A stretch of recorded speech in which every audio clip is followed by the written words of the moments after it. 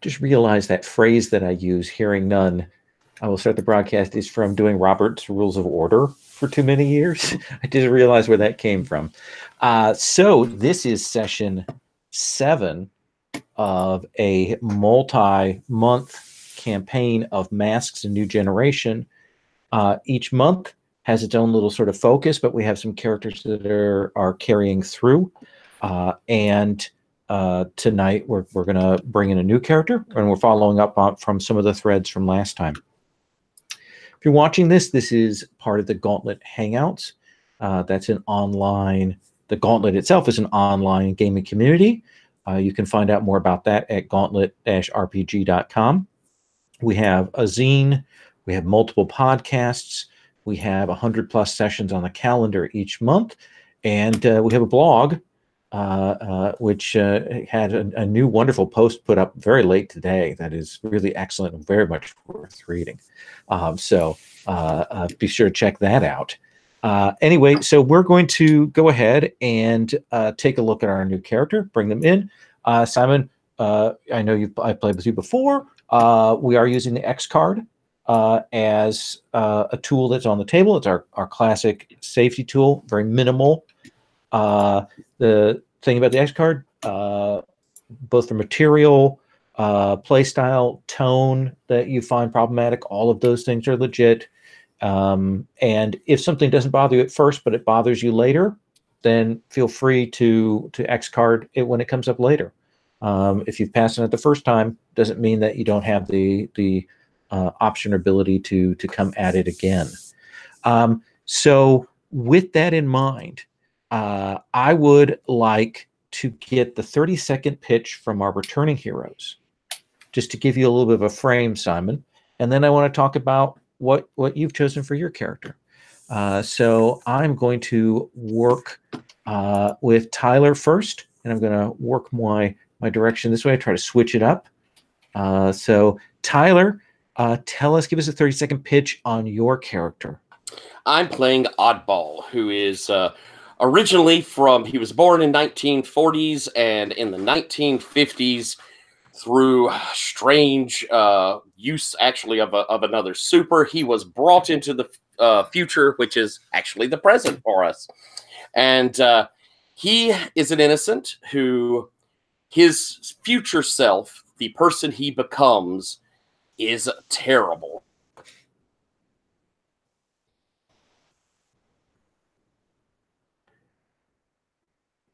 Apparently terrible enough to have locked Tyler in a time loop. That is terrible. That is terrible. So that's Oddball. Oddball is stuck in a time loop created by his future self. So we'll go on. Stephen, can you give us the 30-second pitch on your character? Sarah Sparks is a legacy superhero. Her grandfather was a sort of more conservative Captain America type called Flag Waver, who he had a pretty long career, pretty well respected, and he was also the public face of a nonprofit called Feats Not Fists. Sarah herself, she's an athlete, deductive genius, and has a variety of gadgets, including her dazzle fists, which cause bright flashes of light when she hits things. She uses that to distract and confuse her foes, and she is the team leader. Oddball, are you out of the time loop that your future self put you in? Apparently.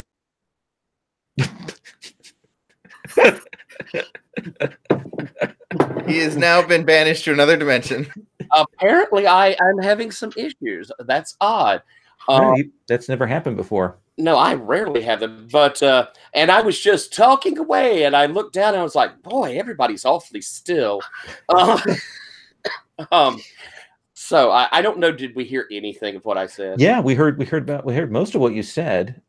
Okay. You ended with your future self is a terrible person, and then that's where it cut out. Right. He's Senior Councilman Briggs, part of City Council, who is has this view of he's kind of an oppressive guy. Doesn't think supers should be out there at all, but he really is opposed to young supers and unsupervised young supers.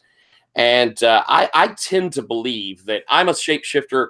I believe that my future self has actually killed and replaced this Councilman Briggs, and I am desperately trying to find out what it was that turned me into this horrible person.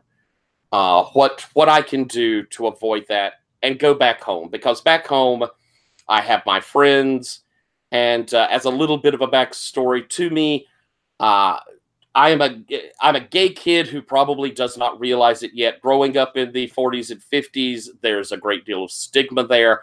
I think that may be what is at the root of the oppressiveness of Briggs, and I'm sort of moving into discovering myself, and that's Oddball.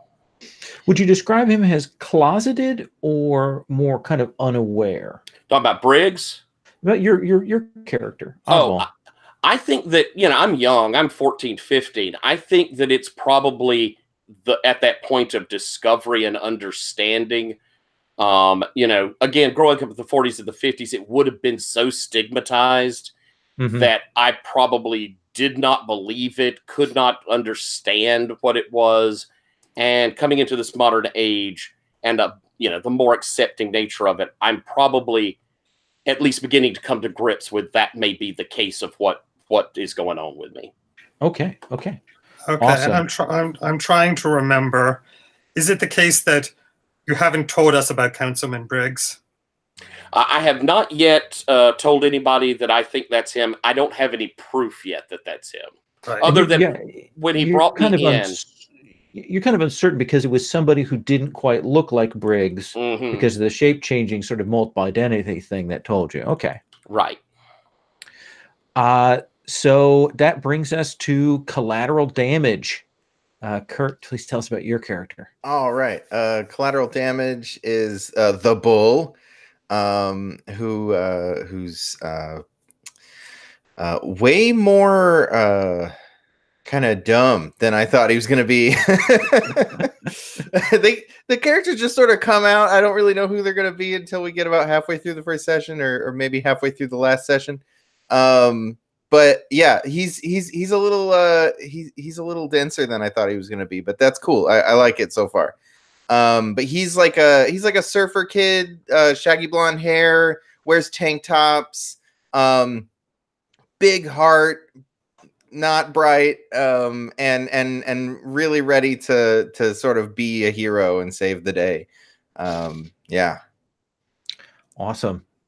And your rival is Sarah, and your sort of object of affection is Oddball.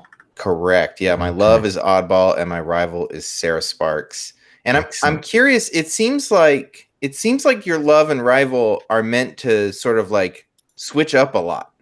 Yeah, I don't know. I think it might be the case. I think you should feel free to play with that. Okay, yeah, because I'm just looking at some of the moves, and they're like, make this person your love. And I don't know that you're supposed to have two. It's probably you just sort of bounce. Yeah, I think you do swap new people in for those. Okay, cool. Excellent, which brings us to Simon. Why don't you tell us about the character that you come up with? Okay, so my character is Zan, a nomad. I was trained to go into another vibe, more not traveling the stars nomad, but traveling the dimensions or the other worlds. Taking a bit of inspiration from the 5-dimensional beings in Superman, and I mix it like things like that. Okay. So yeah, tell us about what you mentioned as their backstory. So I was taken from Earth.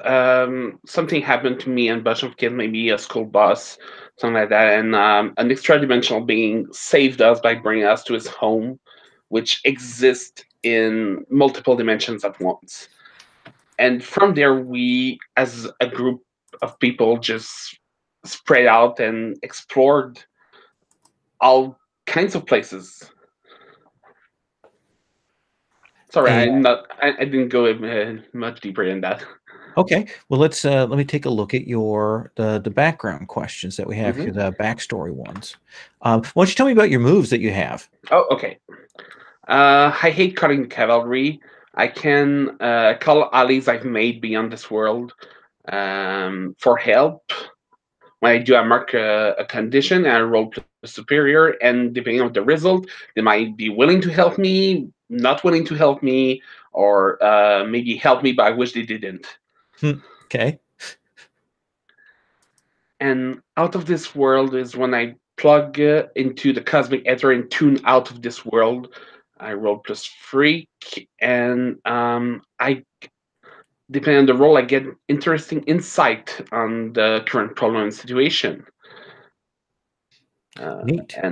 And certain 10 plus, I get ship labels too. And what does Zahn look like?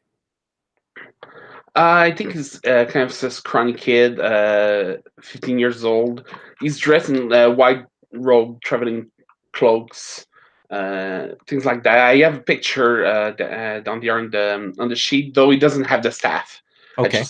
I just like the clothes as a traveling garb. And a pronoun, he, they, them. What are you doing? He's a he him, but I think for the years that he traveled, he just didn't care about gender or anything like that. So it's they them. It's not. Yeah, he's not quite sure. He's not caring a lot about it. Okay. And so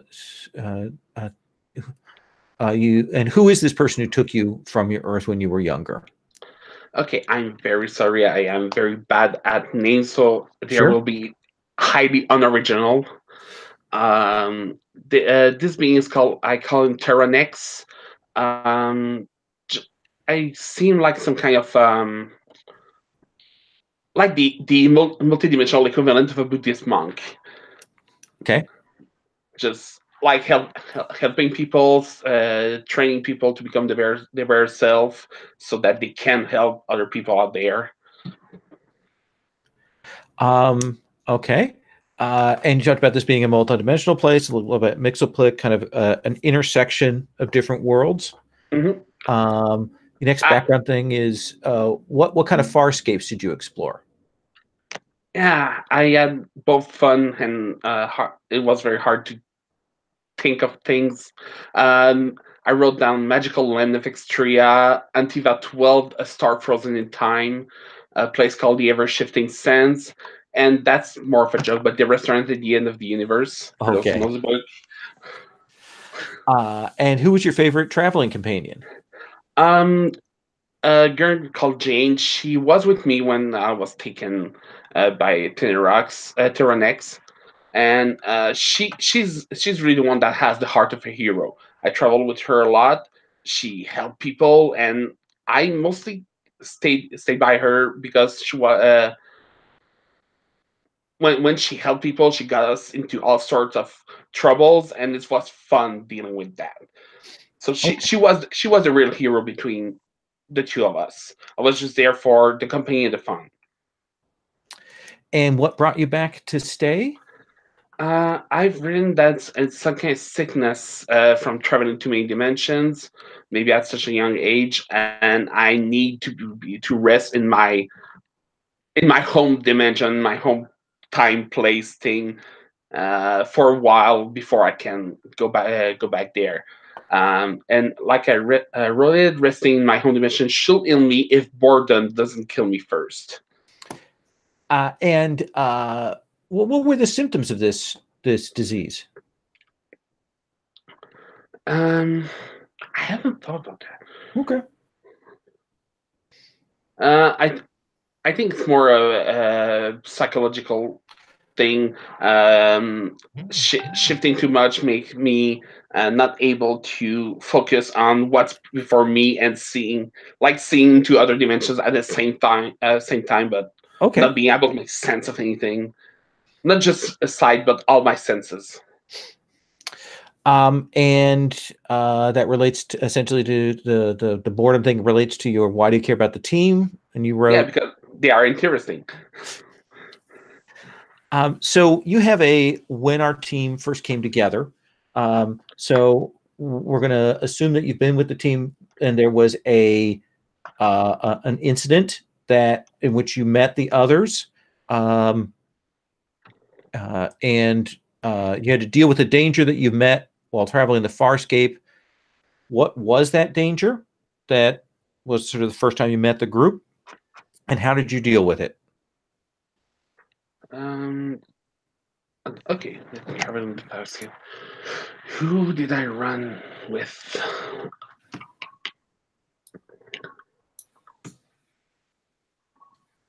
I haven't thought about that. I'd say some bizarre beast from the ever shifting sands followed me last time I visited Earth before I had to stay there. So when you came back to return back to rest, one of those things kind of stuck on and followed you here. Mm-hmm. And what kind of thing was it? Like some kind of big monster with physiology that I haven't been seen anywhere, or maybe lots of tentacles and some kind of monster from a Dungeons and Dragons. So your classic large kaiju style monster, exactly. Which makes sense because last time we had giant robots, so it makes sense that we have that kind of thing here. So relationships. You've heard about the other characters, and you have 2 relationship questions. Do you want once you go through those and see what you think who would be best for each of those? All right. So Blank knows plenty that I don't know about the world, its people, and how to deal with them. I shall follow their lead while I'm here. That will be either Collateral Damage or Sarah Sparks, since Oddball is also not from this time. Right. I think I'm going to go with Collateral Damage because the other one might fit Sarah Spark, or at least a Legacy more. Okay. What was the question there again? So that would be Collateral Damage knows plenty that I don't about the world, its people, and how to deal with them. I shall follow their lead while I'm here. So the other one will be Sarah Spark is, well, boring. But that's okay. I'm going to make them more interesting. That seems appropriate. That seems to work. And you don't give out any influence. No, nobody has influence over me. Not even the adults. Right. Well, no, adults have influence over you, right? No, I actually have something no that one says does. Adults doesn't have influence over you by default. No one does. Okay. So let me ask you this then. Where do you live? When you're back here in this time, are you assuming a normal identity? Are you living with someone? What do you imagine that is like? I don't think I live with anyone. I've always been a traveler, and I think I'm staying in the sea, but I'm still not sleeping at the same place. And every night, I don't know. Actually, I'm getting by for food and money. Probably stealing a bit. So like that. Do you think that is that something you don't tell the rest of the group, or is that something they don't know, or is it something that you just don't even think about? How do you imagine that is? I haven't told them, but it's not because I want to hide it. It's because I actually do not care, and this is a lot of the thematic of the nomad I'm rooting on. I'm leaning on. It's he doesn't really care what's happening around him. He has 1 foot out of the door, like dimensionally speaking. He can't just leave. Well, it's bad for his health, but he can always leave. So he's just living whatever happens right now, I'm sure the goal of the playbook is to eventually make ties with people. So it's going to be forged as we go. But right now, by default, he's just there and not really caring. Okay. Okay. Yeah. I think Sarah got him an ATM card, but he hasn't been using it. They haven't been using it. That's cool. Yeah, and I've been trying to find them a place to stay, and I'm really I'm a little frustrated that. Oh, there's one thing I want to mention. One of my power I took. Actually, it's gadgets I have. One of them is the anti-grav pack. I hate being on the normal gravity pull. I always like sideways or sleeping on the ceiling, things like that. Okay. I like that. All right, that gives us a good sense of what's going on with that. I want to briefly recap last session, and then I want to do a couple of news stories, and then I want to check in with everybody's sort of domestic life. So last time, the group was fighting essentially a giant robot, and in defeating the giant robot, as the giant robot fell, it fired off a rocket that set a building on fire, and the group was essentially forced to immediately go and try and deal with the situation with that, getting people out, trying to suppress the fire, and so on.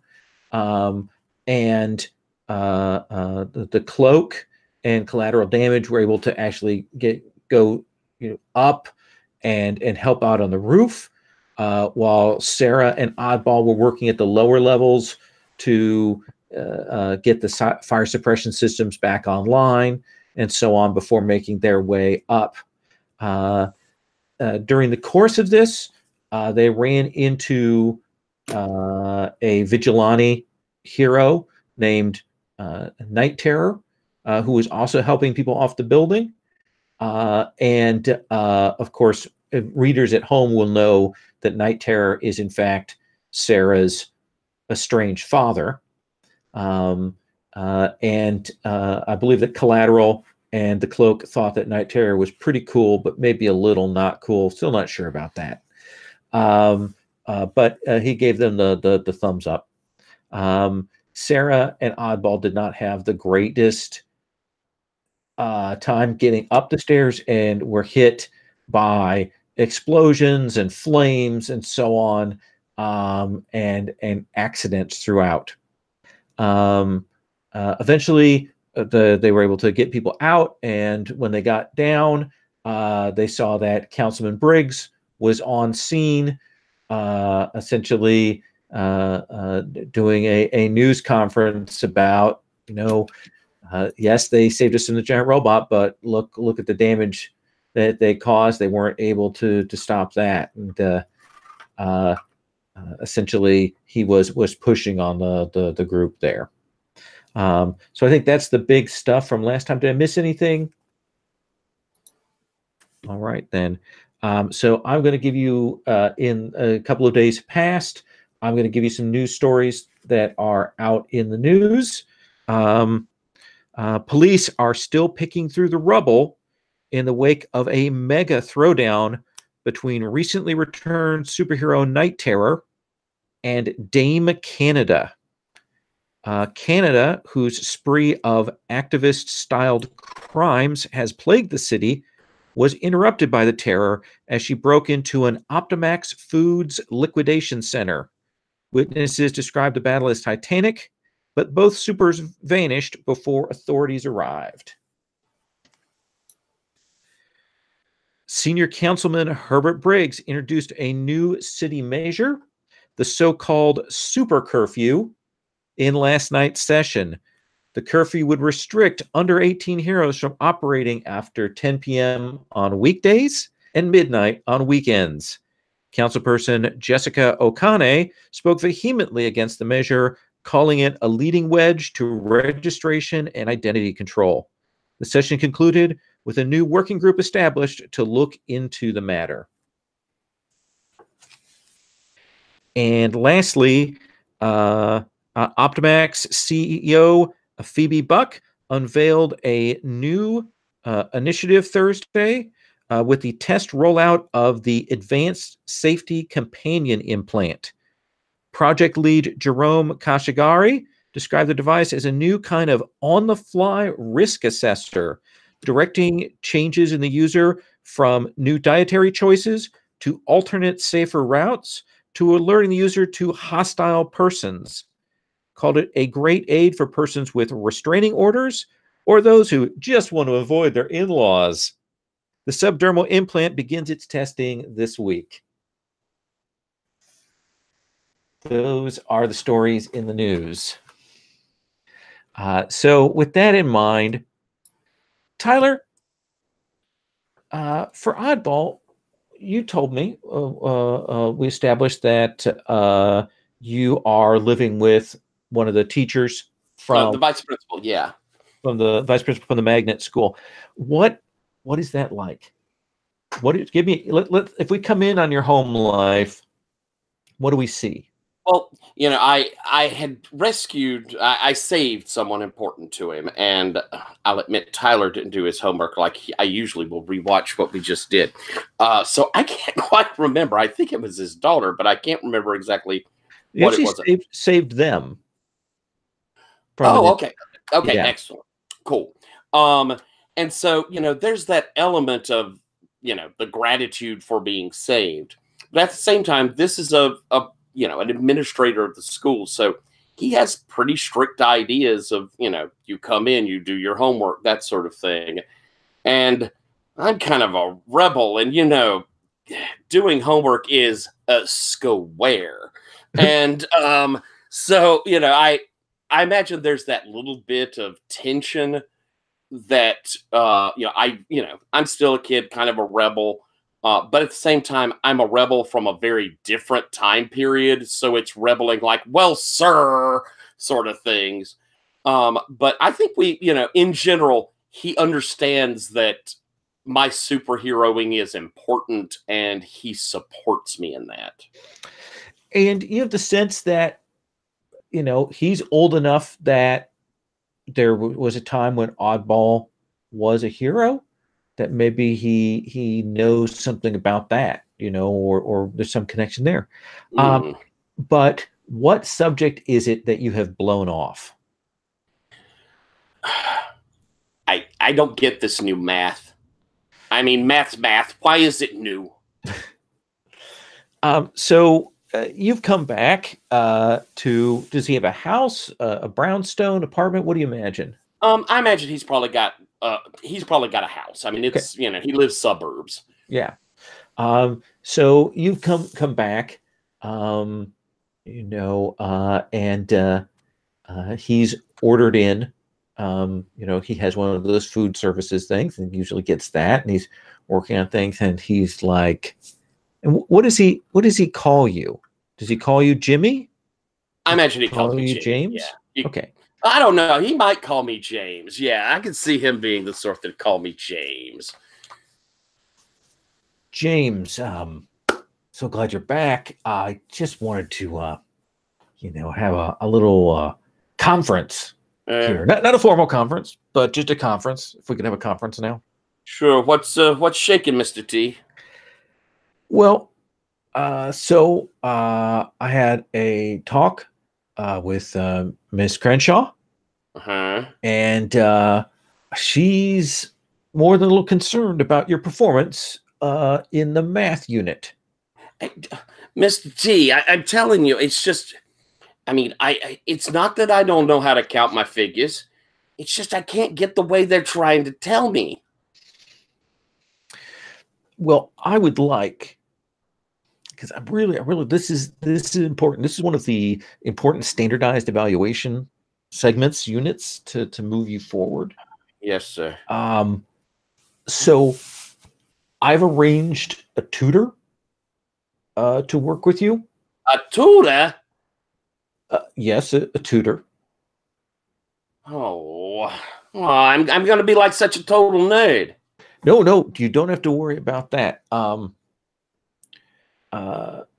Kyle Bradamus, he's a senior on the football team. Smart kid. And he has been doing volunteer work, and he's been tutoring some people. He's very good on the math unit. So I've asked him if he would, as a personal favor, be willing to tutor you. Well, all right, Mr. T, if you think it's for the best, but I mean, it ain't like I'm stupid. I'm just... Didn't say you were. Didn't say you were. I know, Mr. T. All right, fine. I want you to have all the opportunities that you can to make the most of, of your very particular situation here. Well, I know, Mr. T. You brought me into your house. It's your roof, your rules. Well, okay. So let's eat. I got the chicken pasta with this pesto and this red pepper sauce. And it's got a nice side of greens to it. So let's dig in. Thanks, Mr. T. And I certainly will. Okay. Sarah, you've changed from living with your mother and having that complex relationship there to now living with your grandmother, who's more supportive of the things that you're doing, the superheroing, right? Correct. Yes. Let me ask you this. What's the thing that you didn't expect about living with your grandmother that you're not digging? What is it that has turned out to not be a good thing about this? And she's really interested in my sex life. She really wants to know about every boy that I'm hanging out with, and she like offers her opinions. That oddball seems nice. He's very well spoken. Yeah. Yeah. So she said, now, have you seen that Dynamo young man? Has he been back? Yeah. Oh, I haven't seen him in a while, Grandma. I mean, Just seems like a good-looking young man. I mean, he's super cute, but he is so reckless. Well, yeah, but sometimes the bad boys are interesting. You can fix those. You can fix them. Besides, he has so many groupies. That's true. So are you dating? Have you considered that? Maybe start do some practice dating, something like that. I understand that online dating is very big these days, even among the teens. I'm so busy with the team. It's like I hardly ever go out with anyone who's not a superhero. Well, maybe you should certainly look in that side of things. That certainly thing. I understand there's some apps for this kind of thing, like Tinder or things like that. So you might look into. There's some sort of grinding one. I'm sure there's a superhero one. You can look into that. Yeah, I'll get right on that, Grandma. All right. Well, you just keep an open mind. Yeah, and your granddad and I, when we first met, and you realize that she's about to go into territory that perhaps you don't want to hear. By the way, I saw Dad last night, and that will bring her to a stop. I saw in the news that he was back. Yeah, he was at the building. The building that was on fire. I mean, it looked like he did rescue a bunch of people.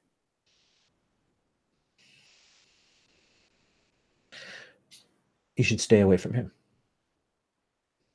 Yeah, but Grandma, I think a couple of members of my team, I think they think he's cool.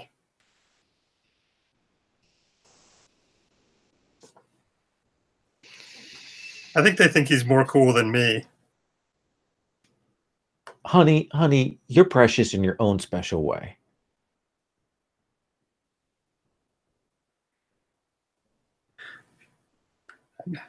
I know, but I mean, if I'm being a leader, it's about how people see you. Then you're just going to have to work twice as hard. I know it's a hurdle for you, but you can do this. That is the legacy that you took on. We have to be better. Okay. Yeah, I'll try. All right. I don't think she's pushing on your labels yet, but that is to come. We'll talk about that. So let's come to Jack Stone. And I know that you live with your sister and her boyfriend. Yeah. I don't think you particularly care for him. Derek. Is Derek significantly older than your sister or younger? Yeah, I think so. So I celebrity cast them. So Cindy, my sister, is Supergirl. Okay. And Derek is James Franco. Okay. Does he like James Franco? Is he a little kind of, hey? Yeah. Okay. It's very much like So you get back and he's like, "Hey Jack, good to see you're back. Hey, how's it going? What are you up to today?" Well, there was you know what? It was good. Good. Cool. All right. And he walks away. And your sister's there. Where do you live, in an apartment, house? Where do you imagine you live? They probably got like some money from mom and dad, so they probably have like a small house. Okay. So you got a small house, so probably a little bit claustrophobic in living there. And do you have other non-super friends, or do you kind of keep to yourself besides, your sister and your soon-to-be brother-in-law? I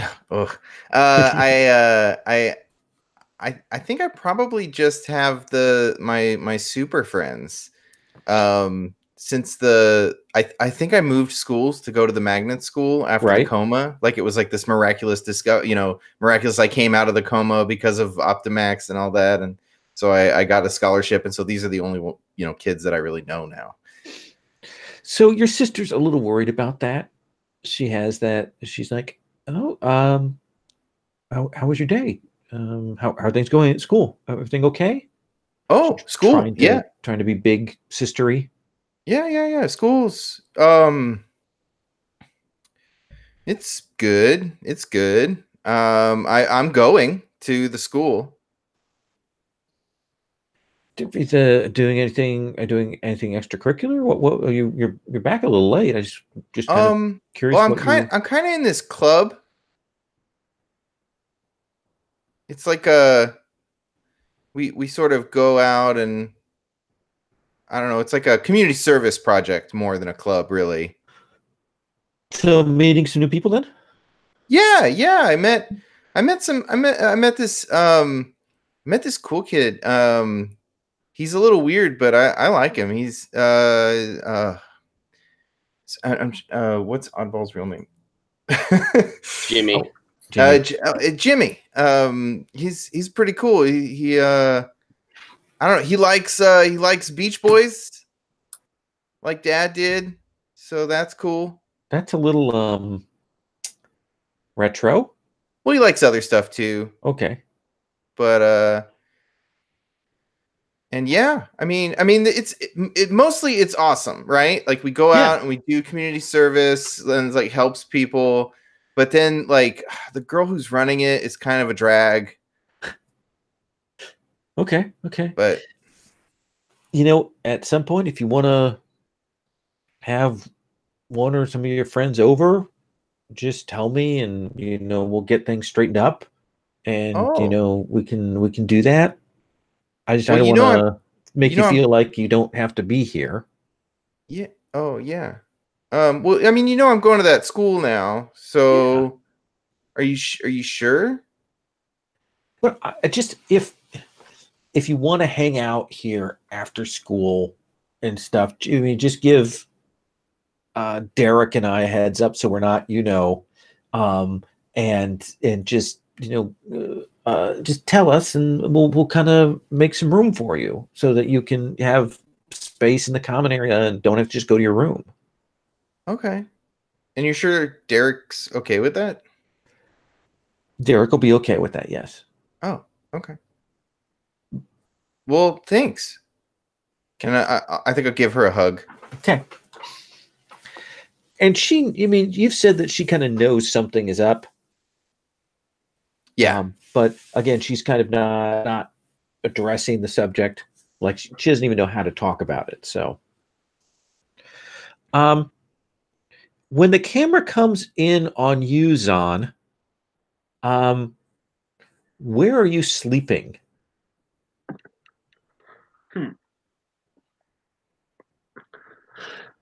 I was thinking to make a connection there. I might have been sleeping on the roof of one of the other players' house that night.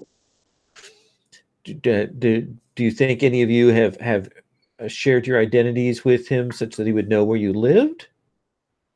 I'm betting that he would. Jimmy doesn't exactly hide from the team who he is, and I'm staying with the vice principal, so it's a house that people might know. Yeah, so it's a decent suburban house. You can do you sleep on the roof, or are you floating above the roof, or what?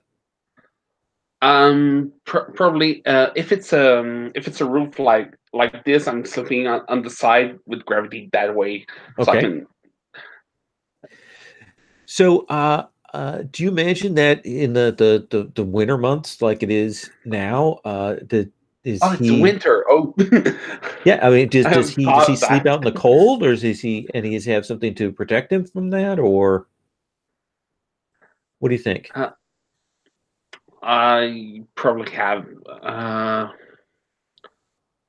something like a big sleeping bag. Okay. Big stuff sleeping bag.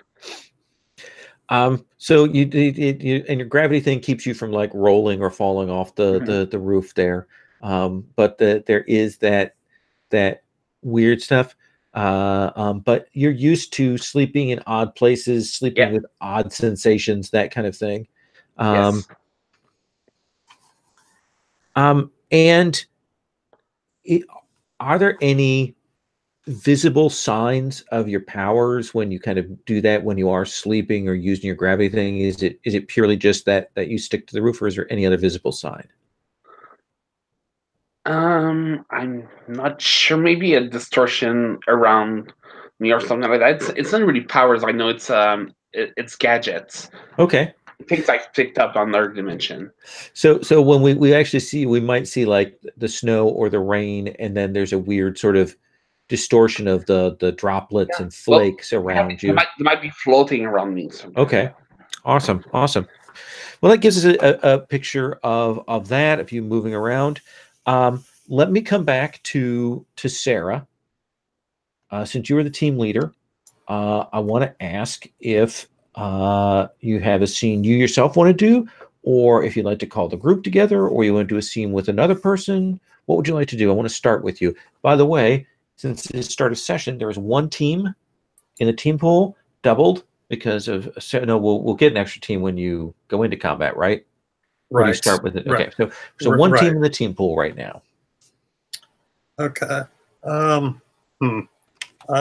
hadn't thought of anything. I mean, I think since the last session, I've checked on the grapple line that broke, and I confirmed that it's due to a computer failure. Something caused all the computers in that building to malfunction. But when I checked over the rubble, whoever it was causing that effect was gone. Yeah, certainly. If someone with powers did it, they're gone. If there was a device that did it, it's been removed. Yeah. So what would you like to do then? That's. I don't have any particular ideas. I'm happy to like just get together with the group at the coffee shop. Okay. So like in your civilian identities kind of thing? Yeah, I think so. When you have to pass as a civilian, Zahn, how do you do that? I'm sure at some point someone gave me some normal clothing just to not be embarrassed around me. I'm starting to carry a lot of things. I think I have like a big backpack that I carry around that I hide at some places in the seas.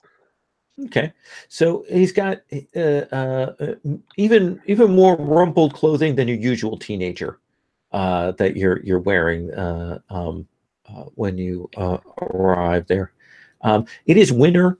How does our surfer dude dress in the cold months? I think he's one of those weird people who doesn't get very cold. Mm-hmm. So he probably he wears jeans. He still wears a tank top, but he probably has like a loose big jacket that he just puts over the top of that and leaves it open. Okay, that makes sense. And a leather jacket for Oddball, I assume. Okay. So the four of you can gather together to discuss plans, anything you want to particularly look into, any matters that have occurred to you. Certainly Optimax popped up a couple times in the news. Dame Canada's been out there. The Briggs. There's all these attacks by giant robots, all of that kind of stuff that is out there and on the table. Have you heard they're calling us the team? Yeah. I mean, we need to come up with a name for ourselves. The team just ain't doing it. I mean, that don't sound cool at all. Yeah. You got any thoughts, Sarah? All right. And if I heard CD start to speak, are you CD? If you got anything. No. Let's see what Sarah has. What do you? No, the only thing I came up with was the spark plugs, and that's terrible. Yeah, I don't know how I feel about that one. Really. Yeah, no. I mean, we can cross that one off. I mean, I liked the old the Legion of the Legion of Valor, but I think it would be kind of grandiose to name ourselves after them, to be even referring to them.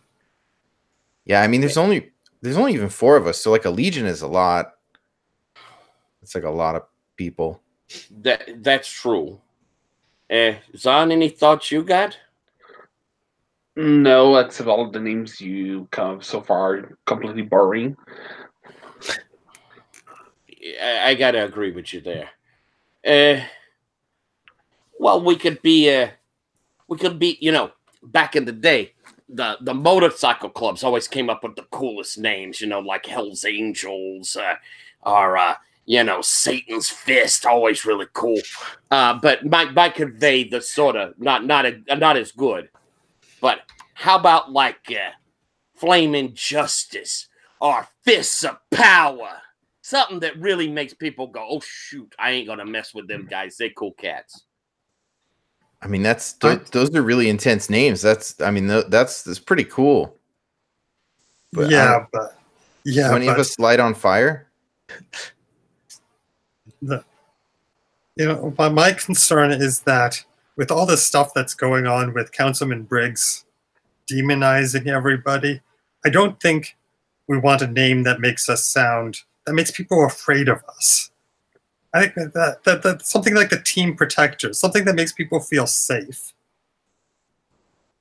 Yeah, well, and I kind of cast my eyes down a little at that, but look over towards. Well, then, you got any ideas?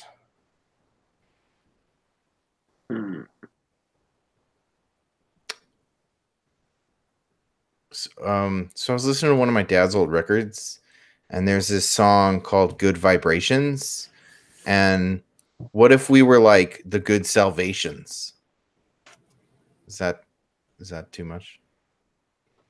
That's good. Yeah. That's pretty Just- darn good. Just the Salvations. Keep it simple.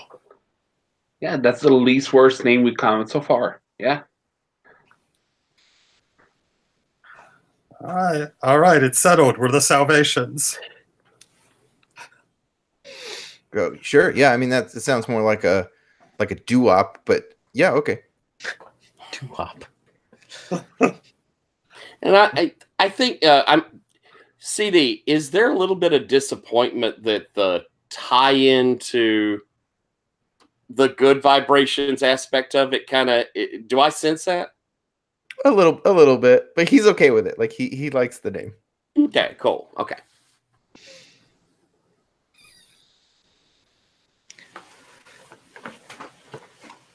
And you guys are seated there, kind of talking, and across the street, you guys. Well, we've established that this cafe, the cafe that's here, the coffee house / dim sum place that you go to, is within a couple blocks of the school, and out the window you will see a kid in your school uniform who is walking along, kind of keeping their head down, and you'll see these 5 teens. They've all got just super brightly colored jackets and pants and hats and stuff, all very sharp primary colors, and lots of like patches and things all over it, and piercings and things. There's about 5 of these kids. They look like they are maybe Japanese, and they seem to be following this kid from your school, and definitely like close behind, walking behind, taunting, heckling him, and talking shit to him. What's up with the freak show out there? I don't know. They're like being douches. Yeah, let's go help this kid out. And I don't even bother changing into costume for this. We're just going to go out as a group and get in between this gang and this kid. Okay. So you guys kind of rush out. You have to run across sort of the slush street to get across over there. And are you shouting something as you're going across, or are you just trying to run to interpose? What are you doing? I mean, I think we're just trying to interpose. Okay. So you will run up, and these 5 stop, and they kind of look at you 4. You'll see this kid from your school kind of pull his backpack up tighter and kind of backs away, like he doesn't want to be part of whatever is going on. And the 5 don't say anything. They just look at you. Why you guys got to be jerks?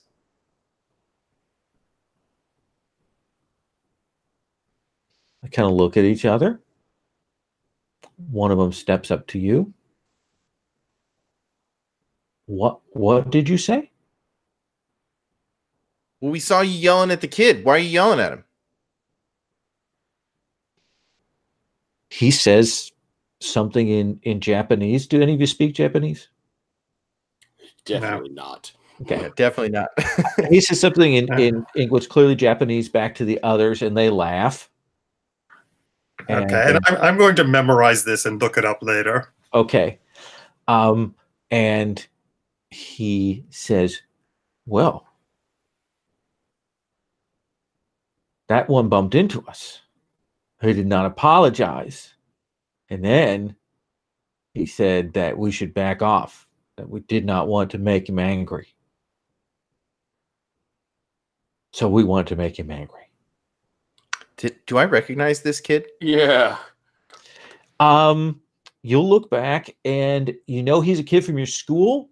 And you think it might be one of the powered kids. You know that there are a few of them that you know they're sort of hero identities, and this might be Fenrir, who like has a sort of a werewolf style transformation thing. He's had some real trouble because he used to be with a super team, but a couple of them turned out to be villains, and he's been a kind of a scapegoat at the school since then.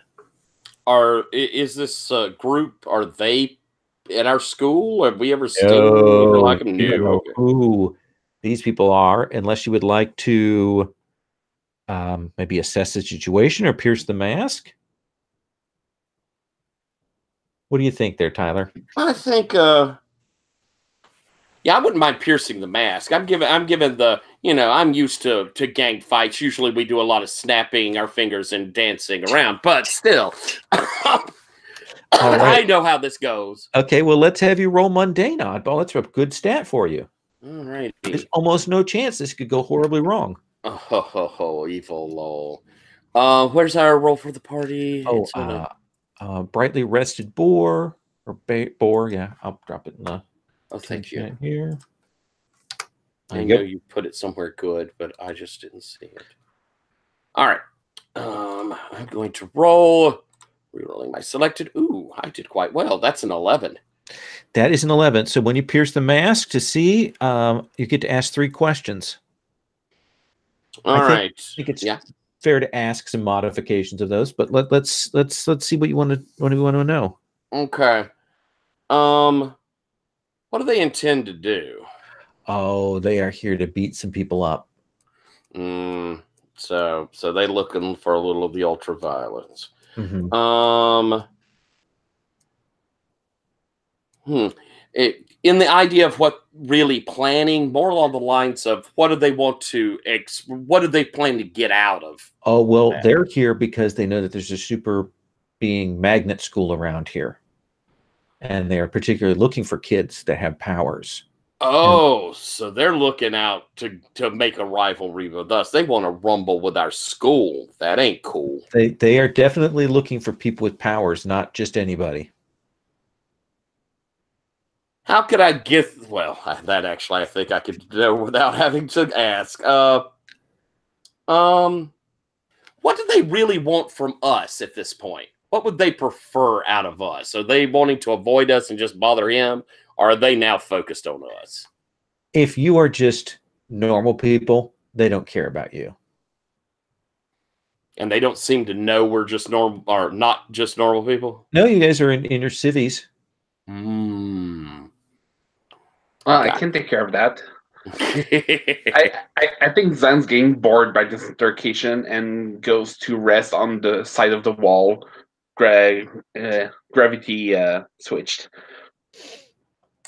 So yeah, you will see them look as you exhibit superpowers. And the one who's right by you, Collateral, goes,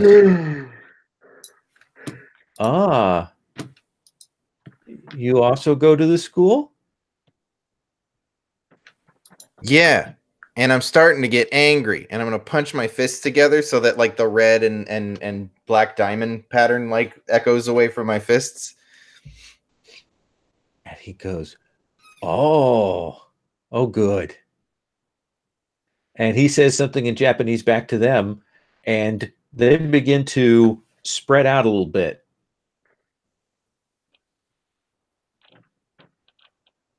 Hey, Sparks. I don't think the fist thing worked. They're looking for trouble out of us. They're here to try and make a feud with our school. I mean, I'm spreading my hands and I'm saying, look, we don't want to fight, and you don't want to mess with those guys.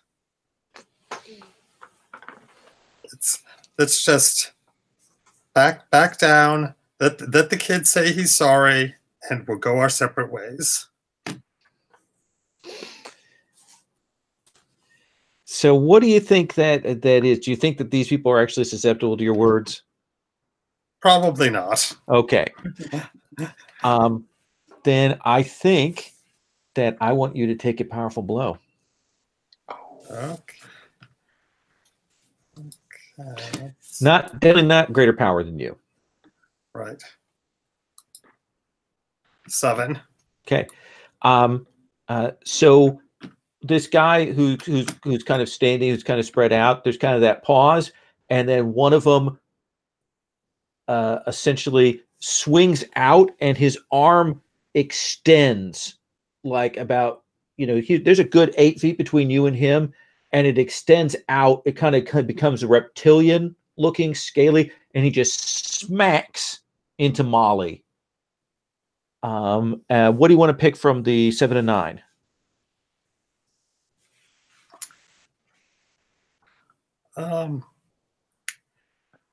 I think I'm going to provoke a teammate to foolhardy action. Okay. It's like I think I go sprawling, and I bump into collateral damage, and I'm like, watch it, and collateral damage thinks I'm shouting at him. I like that. So you are going into battle against a foe here. So we had one team in the team pool. We've got 2 more. Leader doesn't have influence over everyone. I'm not sure what you're going to do has been established, so I don't think that adds 1. I don't think anybody mistrusts, but I do think you're off balance, a little ill-prepared here. So we are going to go to a 2 team in the team pool.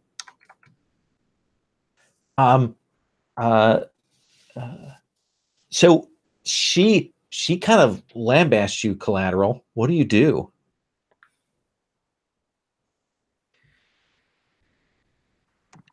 I think I like, because you sort of fell into me and said watch it. Yeah.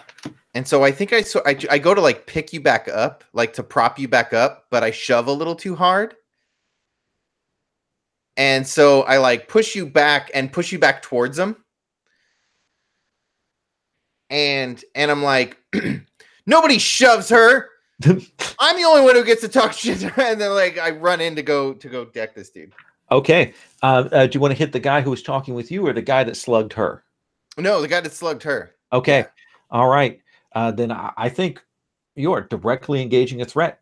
Oh, good. I'm at -2 because I'm still something. You're still afraid? Yeah, I think so. Unless that resets. No. Yeah, I didn't think so. I think I'm a little nervous now. Like, why would I be afraid still? Last time I really like used my powers, things got a little. I think I overdid it, and that's how I ended up hanging from the building, or something like that. So, yeah. I'm probably like halfway through the punch. I realize I didn't think this through, and let's see. Let's roll some dice. I don't remember what color my dice were. I think I was pink. All right. Reroll selected. That is a 9 on the dice. And okay. then I have a 2 danger and -2, so 9. Okay, so 9. So you get to pick one from the directly engaged threat as you slam into this person. All right. I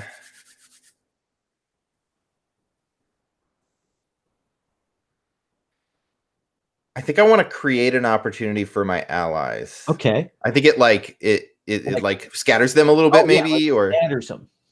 And you hit this guy and you send him back and scatters, and you'll realize when you punched him, something came out of him. And there is a mass of black spiders on your arm. Oh my God. Okay. It's just kind of roiling up and biting into your skin there as this guy gets knocked back. And you can see that there are spiders coming out of his mouth and out of his ears as he's decked to the ground. God, that's so creepy. So what condition do you want to mark? Well, I'm already afraid. Dude, oh man, I don't know. So they don't stack, right? You don't like work your way down the list. No, you just choose whichever one you think would be appropriate. Oh man. God, I would want to mark afraid. That's terrifying. I guess hopeless, like a hopeless amount of spiders. Okay, yeah, you're like, what the what? Okay. Yeah. How do you punch all these spiders? There's so many. Now I have a question because I want to roll back just a second here because we may be able to this. Don't forget you have a move called In a China Shop. Oh yeah. All right. You could cause collateral damage to your environment and choose an additional option. So you could choose to avoid harm.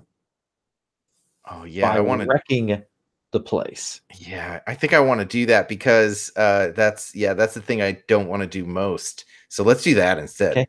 Okay.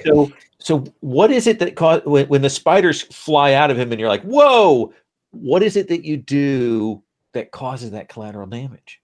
Yeah, okay. So I think I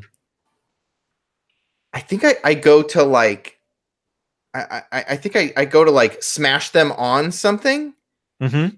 And then I realized that it's like there was a like a food truck right there, and I've just like demolished the front of this food truck, and there's this person in there just like shaking their head like, no. Yeah.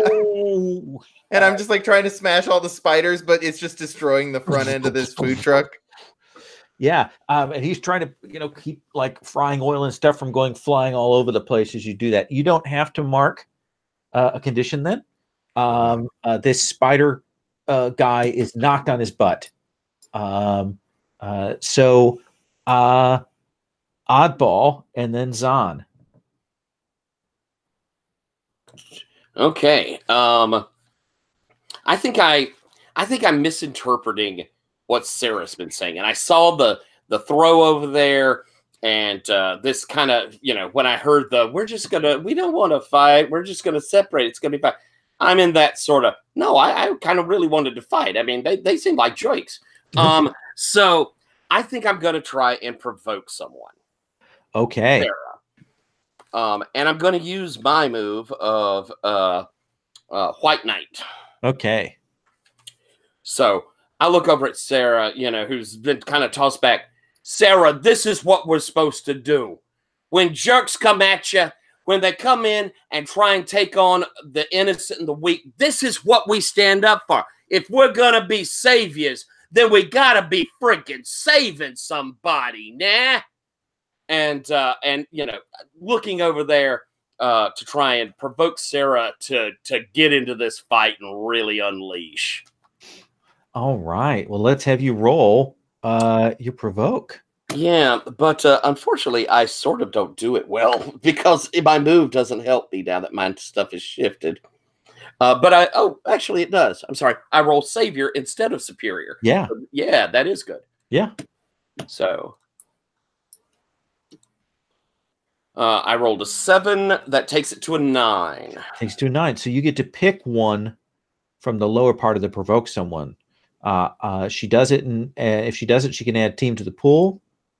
I assume that's the one. That's the one I'm going for. Okay. Yeah. So you give this as Sarah's kind of been pushed towards them. You give this rousing speech.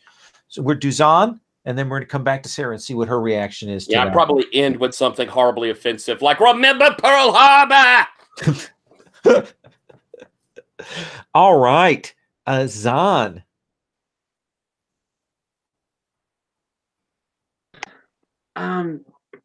It's just between us and them right now. There's nobody in danger or anything. So well, there's a guy whose food truck just got smashed. There are lots of civilians. Oh yeah, true. It's 4:00 in the afternoon on a city street a couple blocks away from the school. Okay. Yeah, I think I'll be more into damage control mode. Okay. So you want to like protect the the area, the NPCs, yep. Get them out of the way. That's perfect. Yeah. I was going to take out the bag of popcorn I still had in my pocket, but yeah, there's other people collateral damage basically, so I'll take care of that first. So tell me how it is that you protect. the civilians or get them out of the way, what do we see on screen? What do we see in the panel? Okay, I had two choices for my abilities. One I took, I'm not sure what it is, but I'll see if it works in that sense. It's a wearable ultra processor. So that should be. I think of it like some kind of supercomputer that's attached somewhere to me. Okay. So I can kind of see like the patterns of where like the rubble of the thing is going to end up, and okay, this person, if she keeps on this trajectory, she's going to get hit by a car, things like that. So Perfect. I'm looking out to what's going to cause trouble and trying to prevent it before it happens. Then let's have you go ahead and roll with Savior. Yes, something I'm not good at. That is very true. I thought it was more fun to watch. Oh, that time good. 11. 11. So you will keep them safe, and you get to NPC threats hit. You keep them safe and choose one. So choose one from that list. Add a team to the pool. Take influence over someone you protect, or clear a condition. I think how does collateral damage feel about me dimming the consequence of what he's doing? Because I'm taking influence over you. Like collateral, when he comes to kind of help you out from the mistake that you made, does that feel right? Yeah, I probably like. I'm probably a little like in the moment, but afterwards he would be super excited about it. So yeah, and me as a player is totally cool. Yeah. So you get the civilians clear, and you can take influence over collateral. Sarah, you're still in your civvies. 4 of these 5 guys are still up, and you've heard this rousing speech. Yeah, I mean, I am going to use this push so that I'm sort of going to tumble and like go sprawling and try to sweep the leader's feet out from under him. But I'm going to make it look like an accident. Okay, so you're going to sweep the leg? Yes, exactly. All right. Yeah. So that does sound to me like you are pulling your punches. Yes. Okay.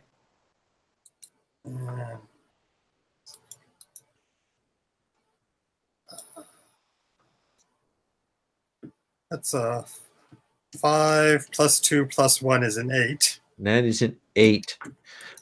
So where was the +1 from? Because the captain move. It's my first roll. Yeah, you get a +1 forward. Thank you. Yeah. So what do you want as your result on that? Yeah, I'm going to create an opportunity for my allies. I mean, I'm just going to these people are sort of off balance. Okay. Now. And I think that when you hit this one, this is the one that actually their arm sort of reptile stretched out and smacked you. You will send them flying back, and you see them shift through, like their skin turns reptilian and then back to normal, and they kind of use that to roll, and they kind of come to a like a crouching stop there at the end. But they are shaken. And you see them kind of pulling their selves back together. And the again, like bowling pins, knocks these other 3. They're still kind of in the fight, aside there, so they kind of don't get any chance to smack at you. But you didn't resist a blow, right? Right. Okay. So I think I want to have you roll take a powerful blow. Essentially, as he you come at him, does take a smack at you. Okay, well that was a 4. Hey, look at that. The good news is you get to mark potential. All right.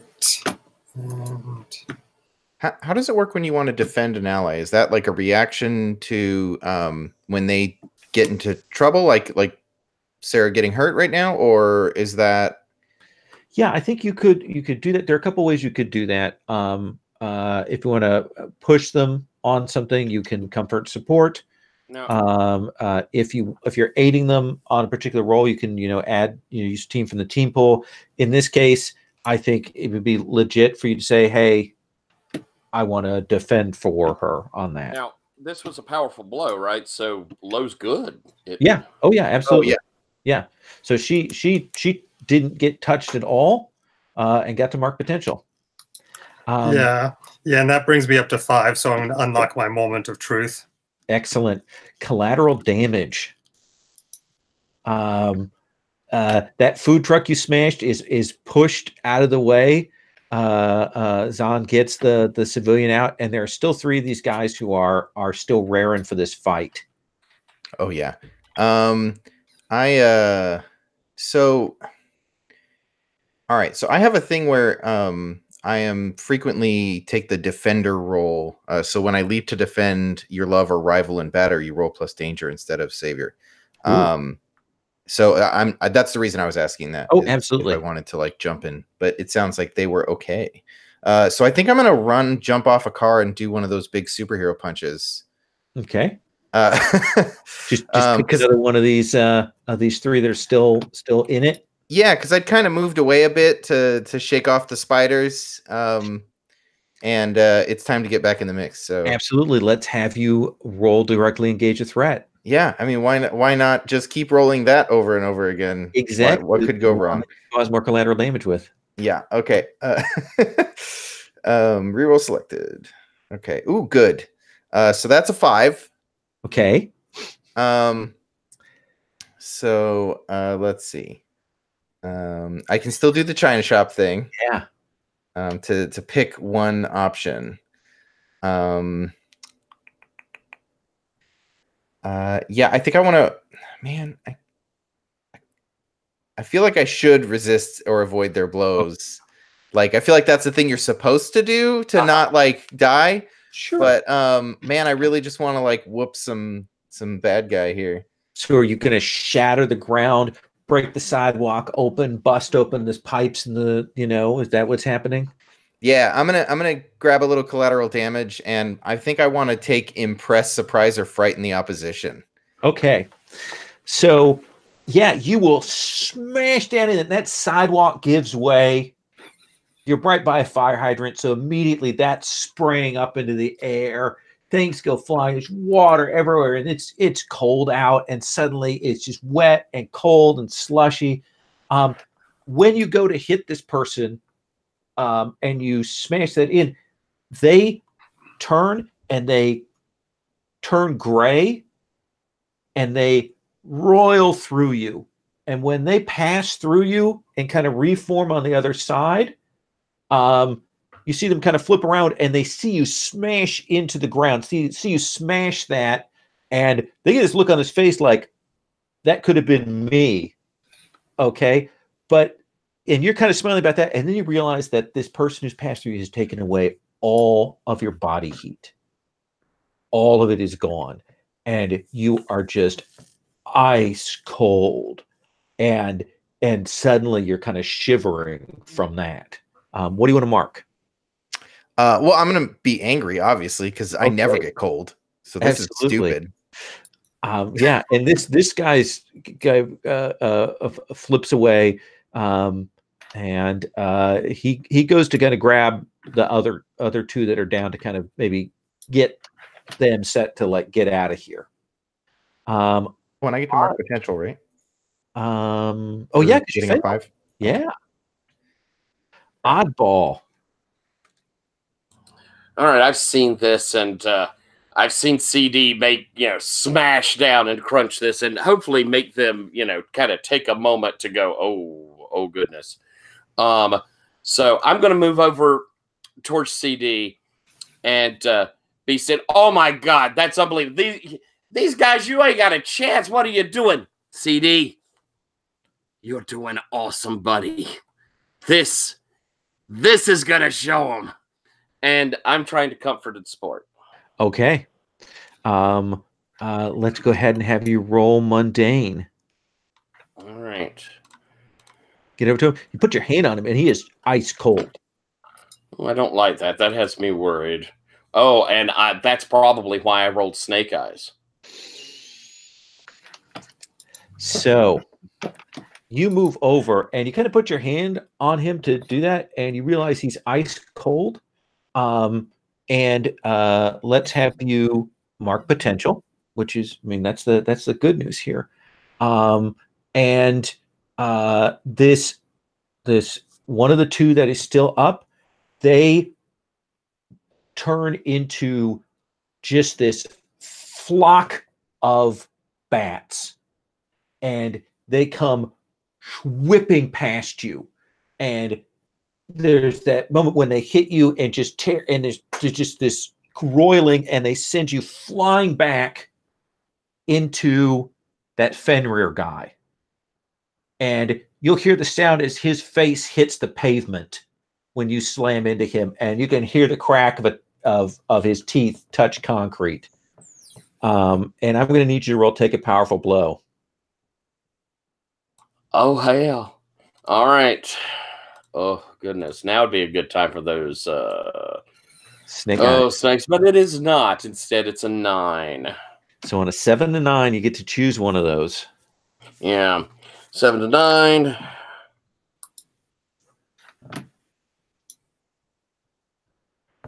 I'm going to give ground, and my opposition gets an opportunity. I think that they realize that maybe coming at you, unprepared in the middle of the day, not knowing what you guys can do may not have been the best thing. And this flock of bats will fly back, grab that 5th guy that is there, kind of push him back, and they are going to take off. Zahn, they're going to take off. They're going to get out of here. Is that cool with you? There's the sidewalk is spewing water. The guy you were trying to protect is smashed his face into the sidewalk. Yeah, I'm good with letting them go. I think we have enough problem here right now. So what do? I'll go see that guy they call Fenrir that I have no idea who he is actually. So because I don't go to that school. Right. So I'm going to see if he's okay. Let me have you roll. Let me see here. Let me have you roll provoke someone. Provoke. Okay. Yeah. That's Keep mundane. I it think. from Superior. Okay. Superior. I think I'm good at that. Yes, Yeah. I am. I know my stuff. I've been around. Not the world, just everywhere. What's that? Okay, boxcar again. Okay. So you will kind of fly over, anti-grav over to where he's at, kind of help him up off his feet. It looks like his nose is broken. It looks like he's got bruising on his face, but you see he's got his teeth clenched, like he's trying to keep himself from going out. And he just says, kind of opens his mouth. You see a little blood come out, and he goes, "Thank you."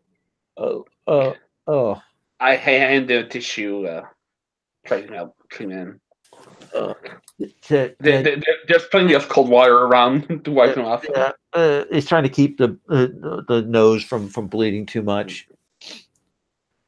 Sarah, still got this water situation. Yeah, I mean, I'm gonna call Jack and Jimmy over, and I'm just gonna give them instructions on how to patch it. Okay. I mean, there's probably some scrap of metal that we can like wrap around the pipe, and like Oddball can use this shape shifting to form a temporary patch, while collateral damage does a less temporary patch. And I don't think you're under time constraints or pressure here, so I don't think we need to have you roll for that. But yeah, just tell me what's the key thing to getting this patched up? Well, the key thing is Oddball. He wraps himself around the pipe to cut off the flow of water so that we can work. Absolutely. And you can get that shut down even as you're hearing the sounds of sirens, the police coming, the cops, the fuzz. And are you guys going to stick around? No. Okay. And so the four of you can start to hightail it, dragging probably Fenrir along with you because he is soaked to the bone. I give him a piggyback ride on. Thank you. You don't have to do that. Well, it's okay. Let's take our 5-minute break here, and then we'll come back in the post-fight moments. Can I ask real quick? Yeah. When you hit potential, is that during the moment or is it at end of session? During the moment, you can immediately take your advance. Thank you.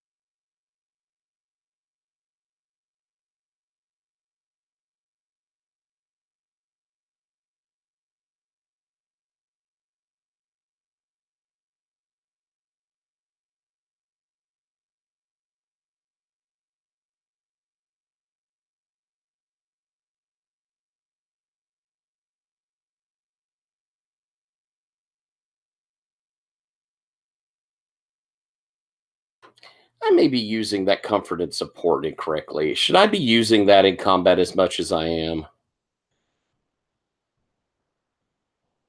Yeah. So in combat, the way that works is it's an alternative to the team pool. Mm-hmm. Pool gives you a way to like add a +1. Comfort support can be used to clear a condition You know, I mean, you take your action. I mean, if you're using the time I give you in your spotlight to do that, I think that's a significant moment. Okay, cool. Okay. And the other thing, of course, it can be used to do is shift their labels. And so that can be used to give them then essentially a benefit on a roll as well. I mean, there's another alternative. Yeah. Okay, cool. All right. I knew they were supposed to open up, and then I was like, maybe I'm using that wrong. No, I think that's fine. Because had you succeeded, then we would have checked and seen what his reaction was. But instead you got clocked. Delicious. So I took growing into my power as my step up. I just stepped up. And that means when I unleash my power to do something my future self can do, I can mark a condition. Oh, I do mark a condition to roll savior instead of freak. So is that a may or is that a have to? There's a may. Okay, cool. There's a may. Okay. I love all these things that have you mark conditions to do things. That's certainly not anything I'm going to object to as a GM. In the Innocent is such a good playbook to play. I really loved it. Yeah. So, what is the location nearby that the five of you now can kind of dry off and get out of sight? What do you think, Sarah?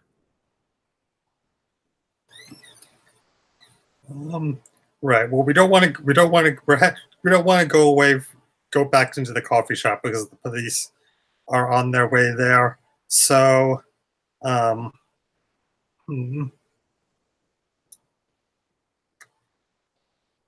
I think there's a Starbucks a couple blocks away.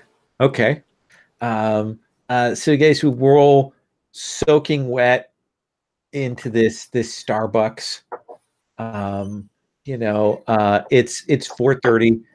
So there probably are some kids from your school that are there, but the five of you, some of you looking more bedraggled than others. I think probably collateral damage is as wet as Fenrir is, right? And shivering. You're just ice cold.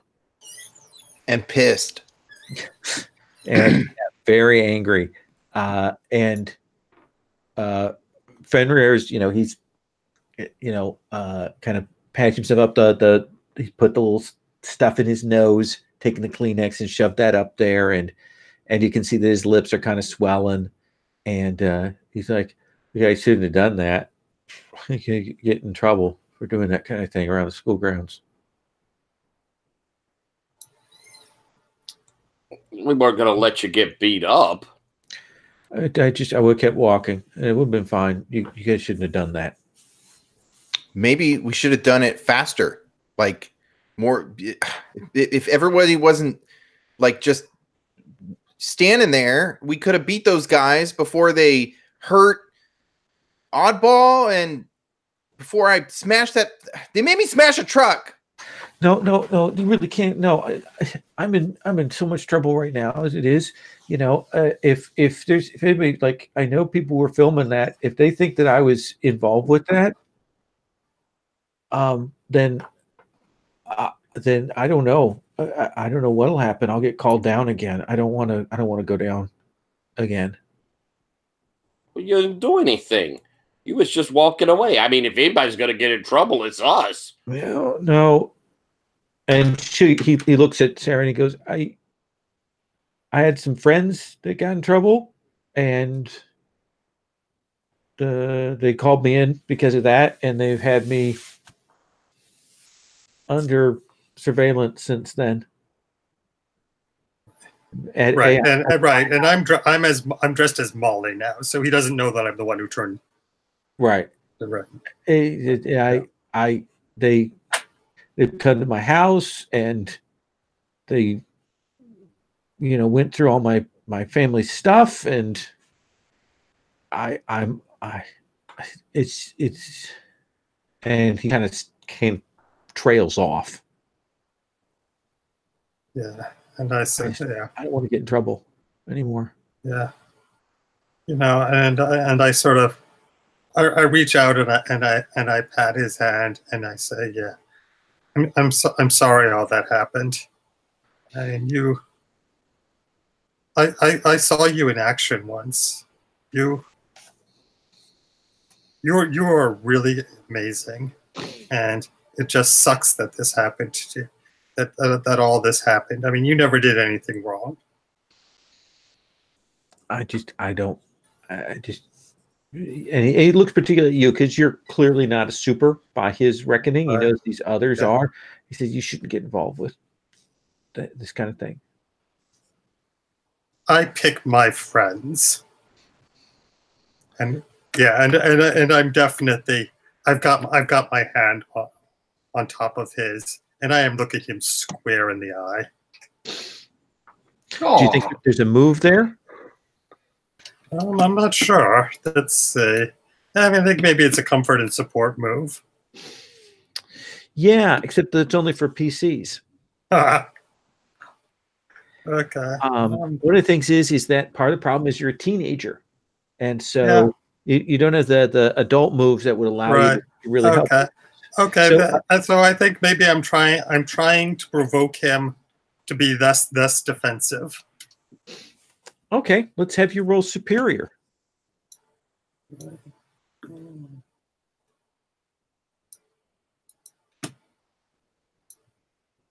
That's a 9. I think you're going to gain influence over him, and you see him kind of look up and he goes, "Oh shit, is that the time? Look, I got to go because I've got to sign in, or I get in trouble." And we can see that he's got some kind of like wristband thing that looks like a police thing. I got to go. Yeah. But before he leaves, I slip him my phone number. Oh God! And he will hightail it out of there.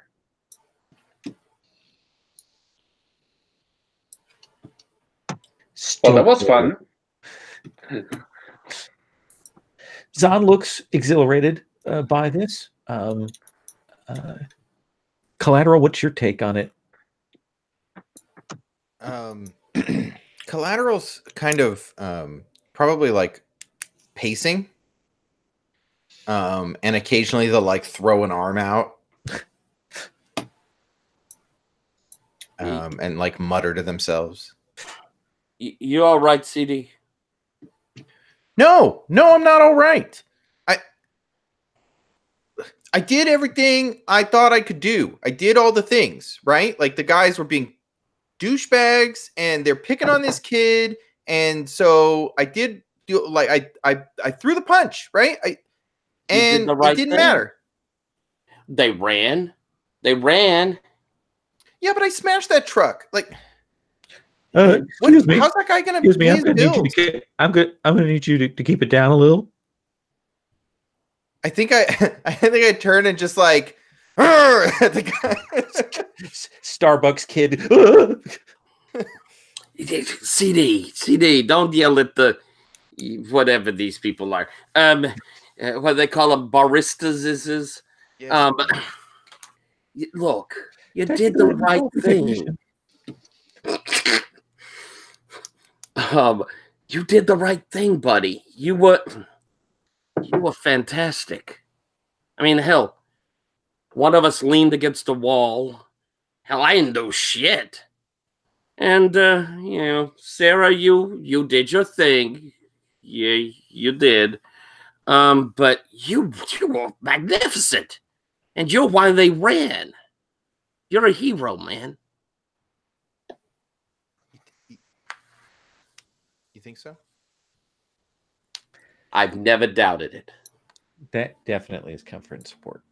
Yeah. Let's hope I roll better than I did last time. I don't roll a lot better than I did last time, but I do roll a 7 at least. Oh, good. So you have a choice then, Collateral. Do you want to mark potential, clear condition, or shift labels? I am definitely going to clear a condition. Okay. So I've got 2 right now. Yeah. So I think I'm going to get rid of angry. Because it sounds like you're calming me down. That's yeah. So I will clear angry. And I think once the anger floods, like the fact that he's still a little scared comes through. And he looks over at Sarah and he says, "Sorry I yelled at you. I just didn't know what to do." Yeah, it's fine.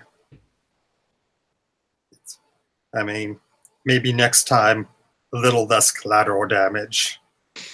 We don't want to. We don't want to break up the street, break up the sidewalk for every bunch of. That was supposed to be that guy's head, and then he just like whooshed, and I'm still cold. Yeah. Yeah. I'll take off my jacket and hand it to him.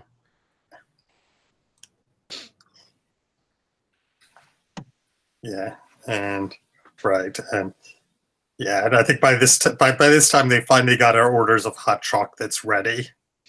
And I go up, and there are 5 of them because Fenrir went off before our drinks were ready. I mean, this is not a very fast Starbucks, but No. yeah. $8 for coffee. What the hell is going on here? It's hot chocolate. It's $8 for hot chocolate. You got 2 squirts of peppermint in it.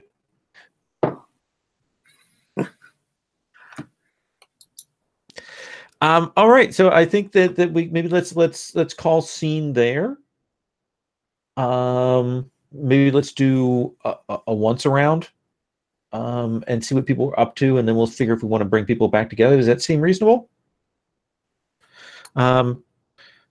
So let's start with you, Oddball.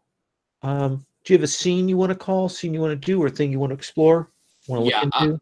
I do. I want to go, and this is me kind of sneaking off from everyone, and I'm going down like to maybe the Hall of Records, or I guess maybe the library for the microfiche. I want to see. I'm investigating what Oddball did. I'm trying to find out what happened. Okay. So I'm investigating myself. Excellent. So, why don't you take a powerful blow? All righty. Now it's what I roll amazing. I got a 7. All right. So, what is the thing that you find that really hits you to the core? What is the piece of your past or future that really bothers you?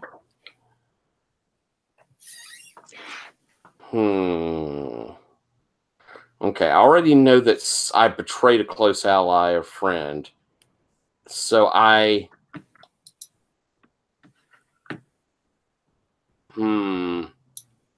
think we see me, or I find out that I failed horrifically in a noble pursuit or cause. So what was that cause?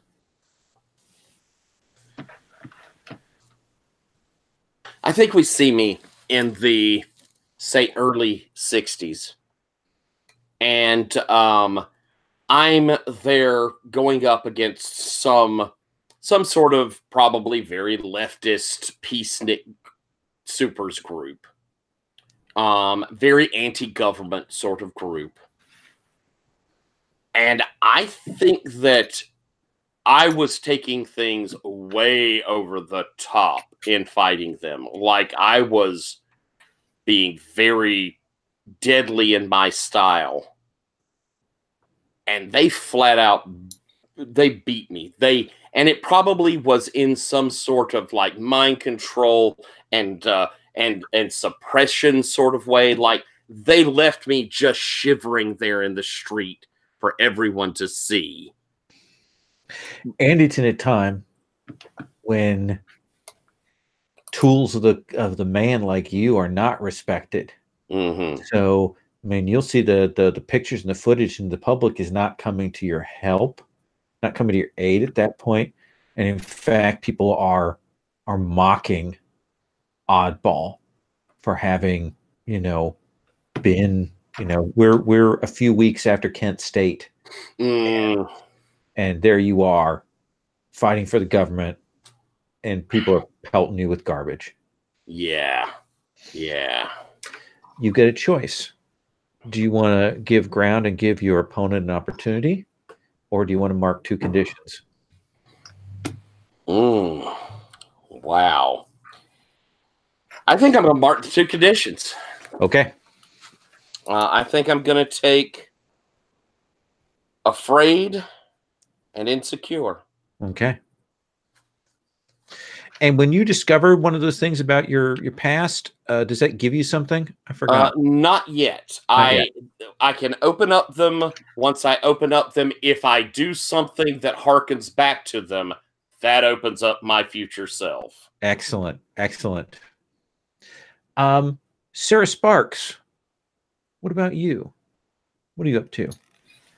While I'm looking into this gang, I'm trying to just research them and figure out who they are, where they're from, and I'm going to repeat the Japanese sentences they said into an online translation app. Just try to figure out. Who is the expert, the person that you have to go to help you out with this?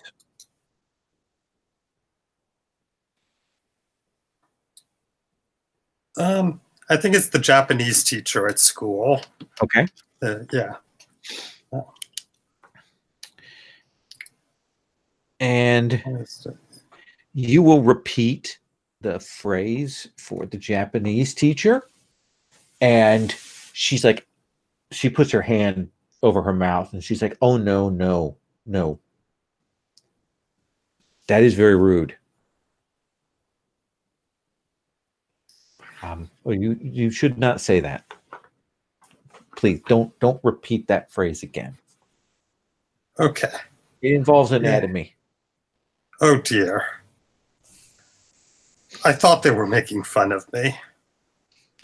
She goes, and you kind of ask, and she goes,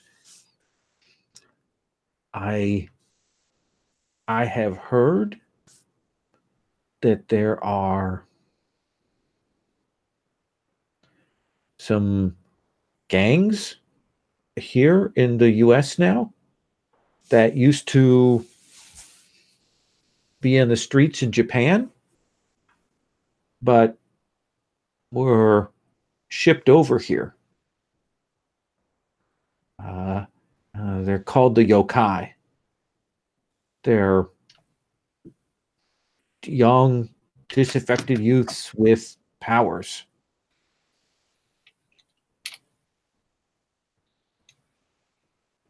Yeah.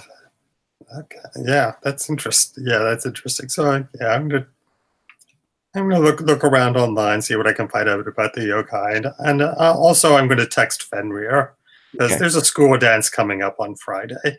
Okay. Yeah, and I remember how he was moving in that training session. Okay. I have a feeling this kid can dance. I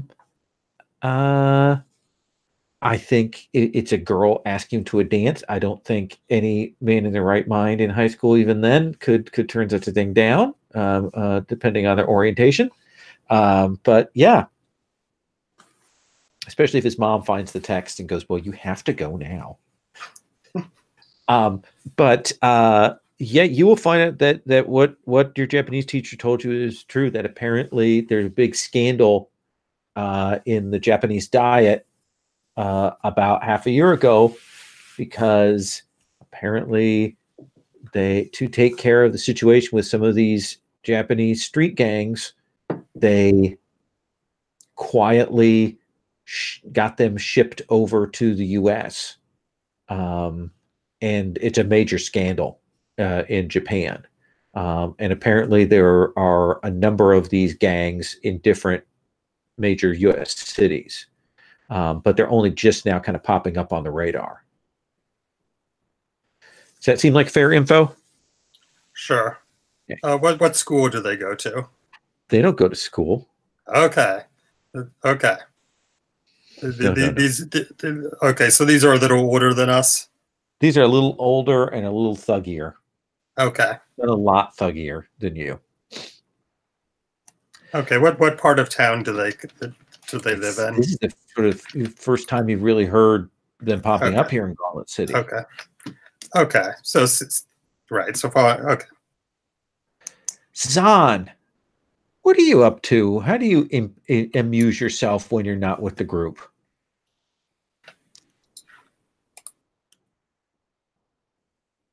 I don't know, and I don't have anything clear to work on. I might be following one of them. You could follow one of them. You could go. There are some sketchier teen super hangouts. Oh, that sounds cool. Okay. So there's a place called the Backstair. Okay. It's in a kind of dying mall in town, and it's kind of down at the end, and it's a place where henchmen, vigilantes, young supers who are kind of maybe on the gray, not exactly black or white, are there, and it is a kind of an unsupervised place. It's like in an old sort of was going to be like a nice nightclub, like a nice underground nightclub, but they never got it finished. So it's all half finished and industrial and dark. And the guy at the door, have you been here before? I think so. Okay. So he's like, hey, and hits the buzzer to let you in, and you can walk in. There's, it's 6 o'clock. It's very lightly populated here, but there are servers and things that are moving around, and as you are there, you'll be approached by someone, and you will see this guy walks over, kind of spins his chair around, sits down. He's got this sort of tactical body armor style outfit on, this kind of cloak thing, skull face on there. And he says, You're Zahn, right? Yep, that's me. You look cool. You run with the team, right? Yeah, I heard we have a new name. The Good Salvation, something like that. Good Salvation. What the hell kind of name is that? Well, it's not as bad as the other name they come up with. Trust me. If the other names were worse, I don't even want to know. No, you don't. Let me guess that Goody Two Shoes you've got in charge picked Good Salvations. No, that wasn't her. I sit on a chair, but like on the top of the dossier. It should fall off, but it just doesn't. So what do you know about this collateral damage guy? He's cool. Is he solid? Yeah. Now, why are you asking all those questions about the Good Salvation? Because I crossed your paths. Crossed paths with you. Not you, but the others the other day. A couple of you impressed me. Yeah, they are impressive. I can tell you that.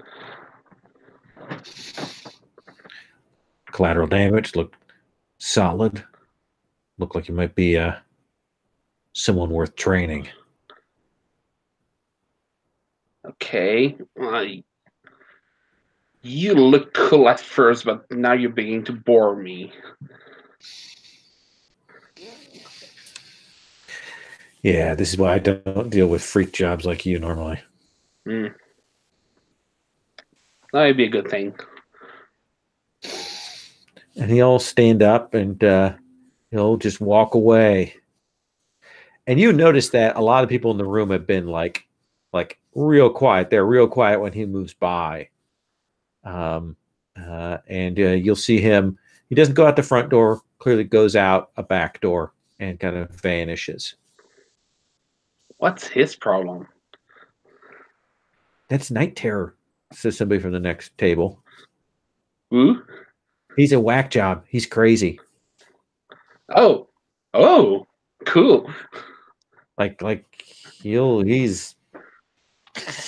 take you out. You don't want to mess with him. Has been off the streets for like a year and a half. Now suddenly he pops back up. It ain't gonna be pretty for us. All right. Thanks for the info. So collateral damage. What are you up to? So, do you mind if we make Derek a mechanic? Sure. Okay. So I think I go and track down the taco truck guy or the food truck that I smashed up.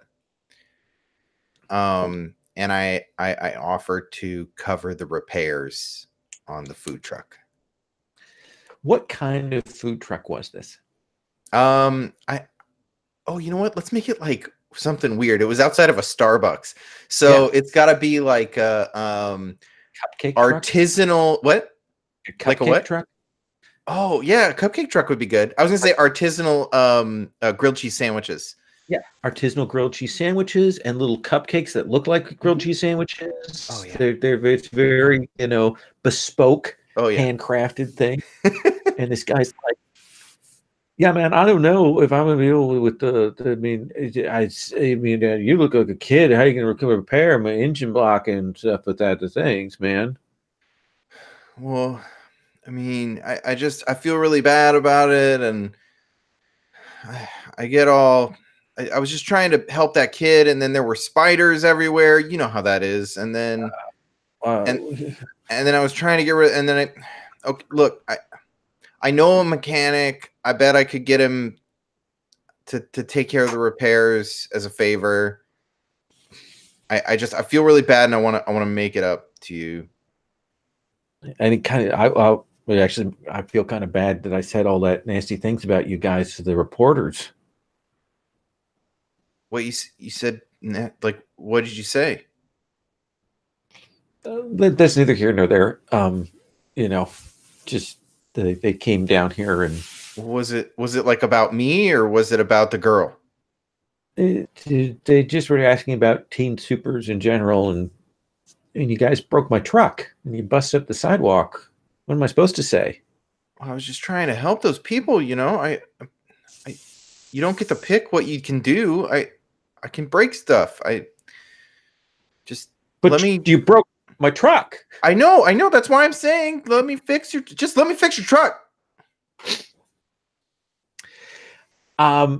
He's kind of being hostile with you. He's kind of getting, you've come to him, and he's getting a little shirty. Do you want to press to try and continue on and try and make, be good about this? Yeah, I want to make up for it. I don't want this dude to have to I mean, I'm sure kid supers aren't covered under insurance. You only get to pick like 5 heroes to get covered in your insurance, right? So who's going to pick kid superheroes? So yeah, I want this guy to let me fix this truck. Okay. Yeah, let's have you provoke him, because I think this could go terribly wrong. Okay. So did I take something where I can provoke people? You have you can provoke someone with obvious I can threats. Threaten him. Oh, of course. Listen, man. I'm gonna fix your truck. I'm gonna fix it, and you're gonna like it. All right, let's see. Oh my, sorry, the dogs are going bananas outside. So, what do you roll normally? Superior? Superior wasn't bad for you. Oh yeah, okay, I'm okay with that. Let's do that. All right, so here we go. Oh, I just checked these and re-roll selected. 7 + 1 is 8. Okay, so I think you have to let him vent for a bit, and he does vent about Teen Supers, and you can tell that part of it is that the reporters have been here since you guys left, and clearly Councilman Briggs has been down here, you know, and you know they've got footage and stuff, and so you let him vent, and he's like, "Okay, I'm sorry. Yeah, if you can get somebody to cut me a deal on repair, it would save my bacon." Yeah, no, And my cheddar cheese and all that. Yeah, your weird sandwiches. Yes, we will fix your sandwich. I'm sorry, artsy sandwiches. Fair. Just take it to Derek's garage. Like tomorrow, I'll talk to Derek and I'll take care of everything. So, what do you say to Derek? So, I think I get Jack. Derek. I think Hey, I get man. Derek separate from Cindy. I try to go talk to him alone. Absolutely, yeah. He's at the shop. He's taking a break in between repairs. You see him put something out as you come. Hey, Hey, Jack. What's up, man? Listen, I need a favor. I might have mostly destroyed a taco truck on accident. I like tacos. Oh, sorry. Yeah, it's actually like a cheese. Did I say taco truck? It's like a cheese sandwich shop thing. It's a food truck, and they sell these gross cupcakes, like these cheese cupcakes. Oh, they cake? Yeah, it's just kind of it's kind of pretentious, but I kind of smashed it up the front of the truck. I was trying to impress a friend, and I really mashed it up. And oh, is this that stuff we're not supposed to talk about? Yeah. I really appreciate you keeping that to yourself. And because I don't think Cindy needs that right now. And you see him pause like he's going to say something else, but he doesn't. He's like, "Yeah, little dude. I could work it off. I could work in the shop to help pay for the repairs." Look, if you ever want to actually learn how to do this stuff, I'll be glad to show you. Yeah. But you know, you get that person to bring the truck in, and we'll see what we can do. I'll cut him a deal just for parts. Okay. Okay. And if there's any way I can, I whatever you need me to do, I'm happy to sweep or I don't know, change oil or something. Yeah. Maybe just don't mention your sister was smoking. Yeah, I could do that. Okay. Let's call it even. I forget stuff all the time. Why wouldn't I forget this? Fair enough. Okay. Yeah. Thanks. So yeah, bring your little cupcake truck in. Yeah. Okay. Yeah, he's kind of a douche, but he'll be here. I told him to come in tomorrow. Okay. Yeah, I got it. I'll clear a bay. Okay. Thanks. And I'll sort of awkwardly walk away. Okay. You hear the sound of him lighting up again, even just after you left. Yeah. Do we want to do another once around? Do we want to bring the group together? What do you think, Oddball? I wouldn't mind catching a scene with Collateral, but since Okay. Collateral just went, do we want to see what other folks do? Yeah. Sarah, what do you think? I'm not having any particular ideas, but I'm happy to go around if anybody has any suggestions. Okay. Well, let's do an oddball collateral scene, and then we'll come to you and we'll see what pops up at that point. How does that sound? Okay. So oddball, how are you tracking down? Where are you tracking down Collateral? At school, somewhere else? I think it's school. Okay. If that sounds good, I think it's school scene. Like, one of those free periods or like lunch, maybe lunch. And They're still getting the cafeteria repaired. It had caught fire a few months back, so they had to clear that up. CD, I got something to show you. Can we, grab a table and talk real quick? Yeah. Yeah, we could do that. I'll lead us over there and sit down on my tray and, reach down, and I've got like a messenger bag. It's the closest I think that I would go for a backpack. And I like pull out, and I pulled out where I've made some copies at the library. And there's also I'm guessing they have comic books in these worlds. Yeah. In this world. There's a lot more non-supers comics like detective and western and science fiction comic books, but there are some supers. Well, they're like fan mags, though. Yeah, absolutely. All right, then that's what I think I've got. And I'm gonna kind of throw down. It's old and beat up, and you'll see on the cover, oddball given the shaft or whatever, some really awful sort of headline. But this is like an old magazine. Whoa, this thing's like vintage. Hey, by the way, nice bag. I'm glad you took our advice and got rid of that belt thing you were using. And well, it's still with the. I mean, you got to carry your. And never mind. That's me. That's you. What do you mean that's you? Like, and I open it. He opens it and starts flipping through, like looking for, like what? What do you mean?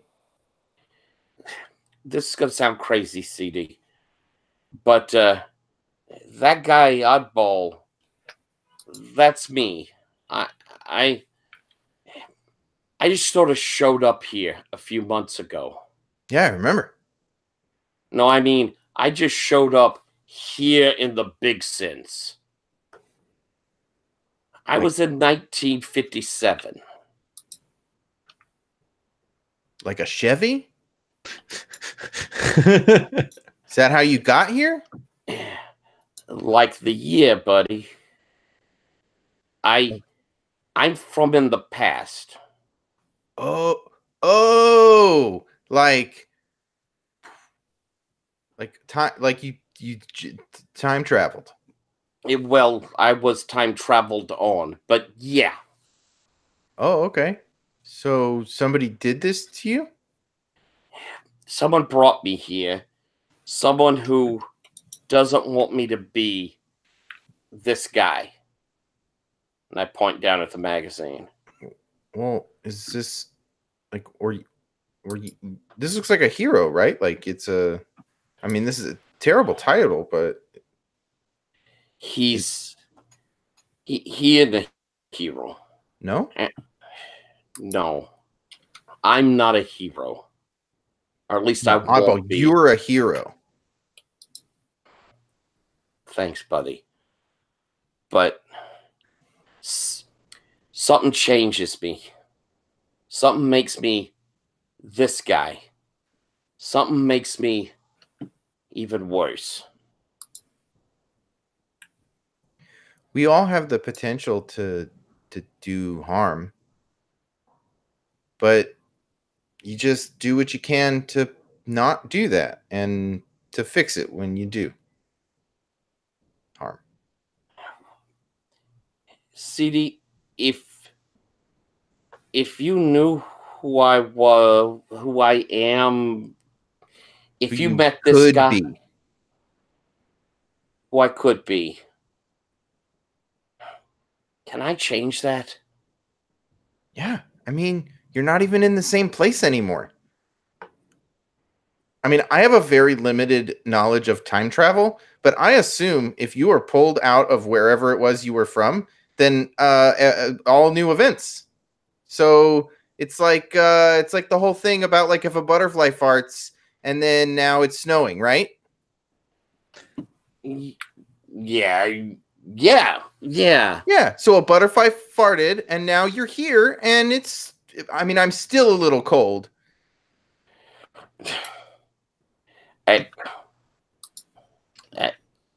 CD, I appreciate that. You, I get the feeling I'm not helping. I think you really are. I appreciate you believing. Yeah, I believe in you so much. And then I like reach around and throw an arm around him, and like pull you in and be like, you can be the good guy. We can be the good guys. Yeah, we can. Yeah. I think that's seen if it's. So yeah, we've got a wonderful thing here. Now, here's the question I put to you, because this is an interesting wording choice. When you share a vulnerability or weakness with someone, ask them if they think you could turn into your future self. If they do, mark potential and GM shifts your labels. If they don't think you could, if they do not, if you don't think they could turn for self, clear condition. I think while he says you might be a good guy, I think that there was still a suggestion that you could still be this bad guy. Really? Okay. Tyler, how would you read that? I mean, he didn't absolutely say no. He said, maybe you don't have to be. Huh. Okay. In this case, because of the ambiguity, I'm going to let you pick which side of that you want to fall on. I think I'll say Oddball. I think might have been looking at it more optimistically. Okay. But I think that you're right. When he's laying in bed at night, it's going to be that ambiguity that strikes him and plays with him. So I think I think I'll go with the I can't. It's still not sure what I can do. So I think I'll let you shift me. I think I want you to drop your savior down one and your danger up one. All right. And I'm going to get rid of. Ooh, I haven't even marked my condition. I marked them on my little sheet. Well, you're going to mark potential is what you're going to do. Oh, thank you. Cool. And I'll mark the things I took. Boom. And boom. All right. Thank you. Zahn, do you have a scene you want? No, I'll wait for everybody else to be together. Okay. Sarah? All right. I think later that night when Zahn is over at his little spot by the house, ready to go to bed, I think I'm going to show up there with a thermos full of hot cocoa. Oh. Yeah, and like I'm going over the fence, like past their security system. It's like I don't know why they even bother. It's barely even a system. And yeah, it's like I climb up the side of the house, and it's like I'm not even taking advantage of the anti-gravity field. I'm just these tiny little handholds. It's not that hard to scale a vertical wall if you know what you're doing. Mm-hmm. And yeah. Thank you. That's so thoughtful. Yeah. That's great. Yeah, it's like, and you know, I can find you someplace indoors to sleep if you want. It's all right. I kind of like it here, or like it like not always the same place. Been or like, but it's always been like that. I can't remember last time I slept in the same place. Actually, yeah.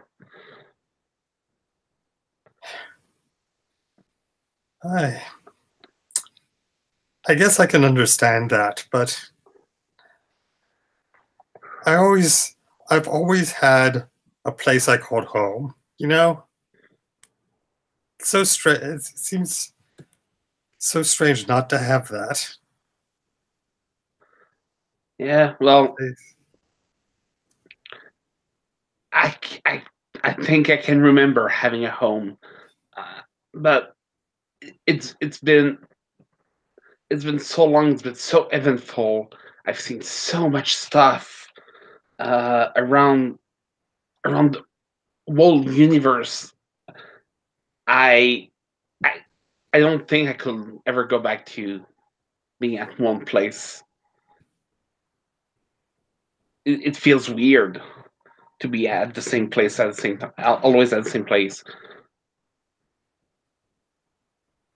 And I'll nod and I'll say, well, I'm glad that while you're on Earth, you decided to spend time with us.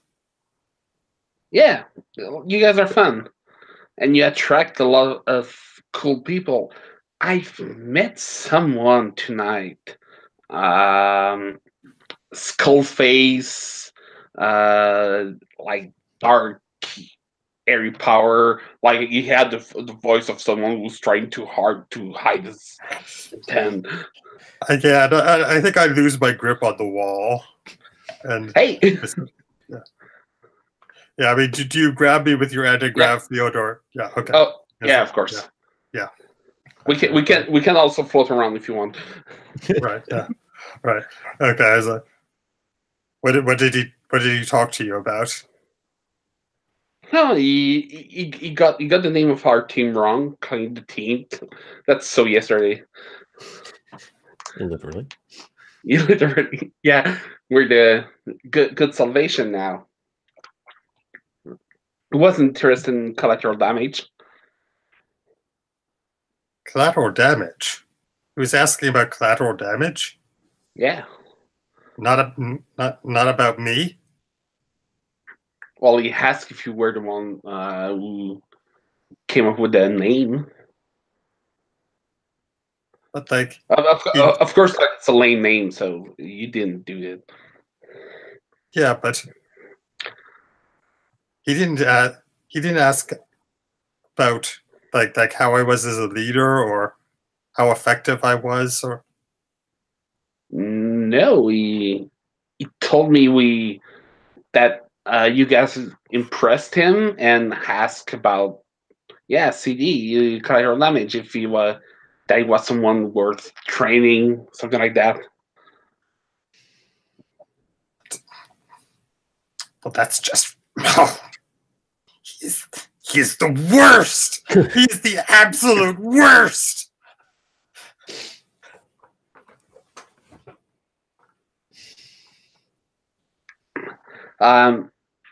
Sorry, my internet got disconnected for 2 seconds.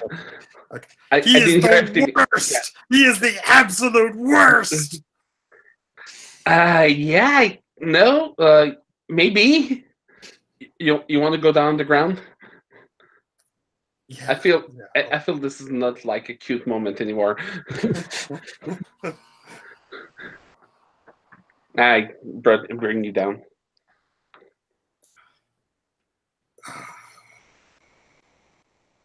What? She's visibly shaken. Like she's clearly angry. Like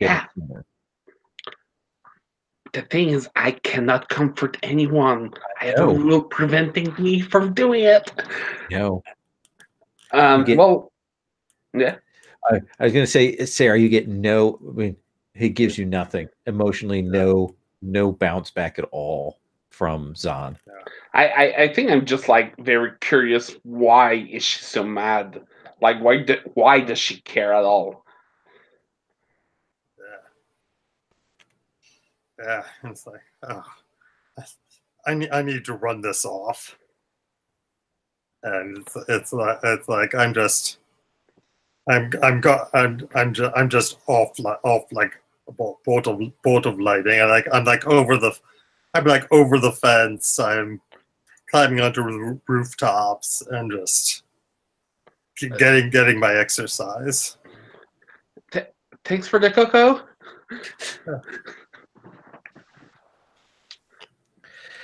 And I think that one of the things we will be seeing here is, on screen, there is, on the TV and stuff, we can see video footage from that fight. Doesn't make you guys look particularly good.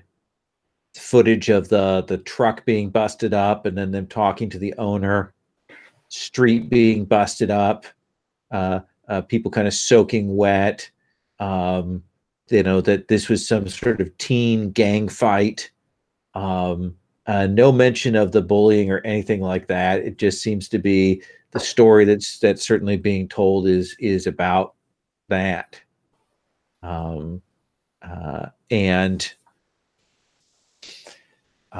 within a day of that, you will hear that a couple more kids, super kids from your school, got jumped, and one of them named Blueheart and the other one named Transit, and they got put in the hospital.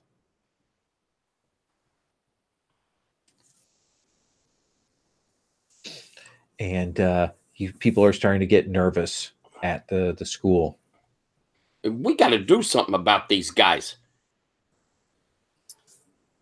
Yeah, absolutely. We're going to find their base and we are going to take them down. Right. No more talking. And I think that's where I'm going to stop for tonight. We'll do the end of session thing. Let's do that, and then I have a teaser.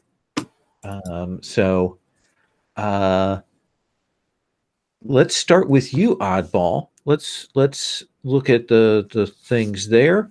Do you feel like you grew closer to the team, into your own image of yourself, or away from the team?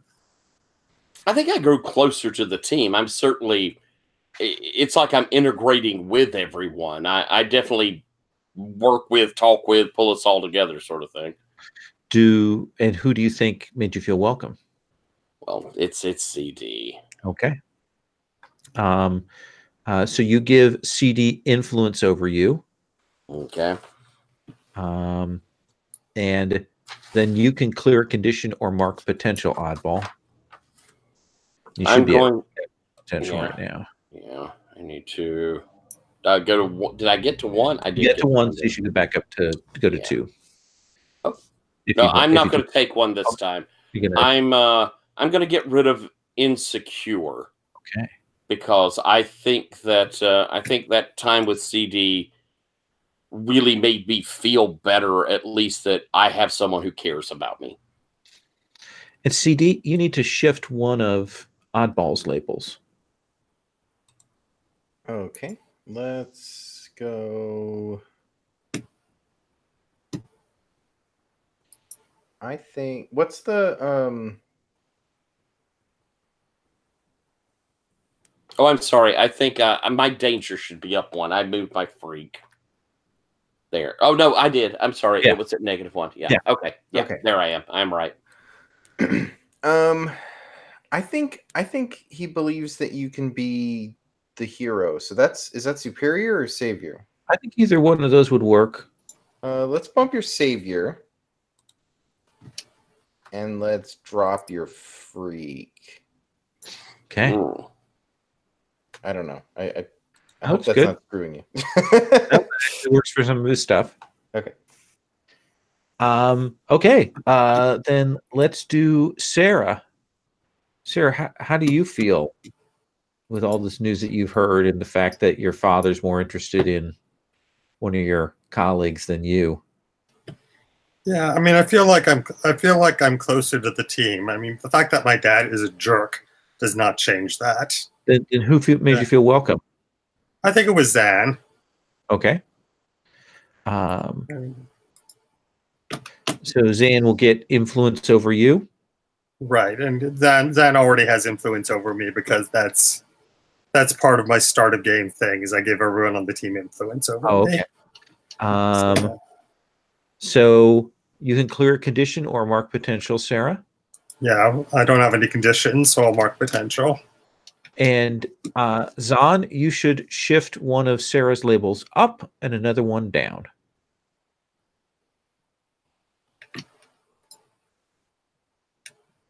Oops. Simon has disappeared. Oh, has he? Yeah. Oh, I didn't even.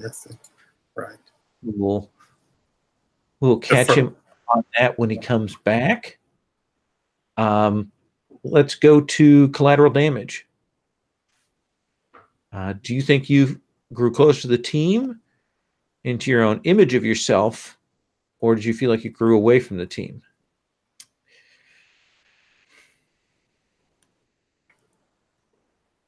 I feel like he maybe clashed with the team a little bit, but because he's the one who sort of caused all the problems. I think away from the team. Okay. So you get to take influence over you away from another character. Oh. Okay.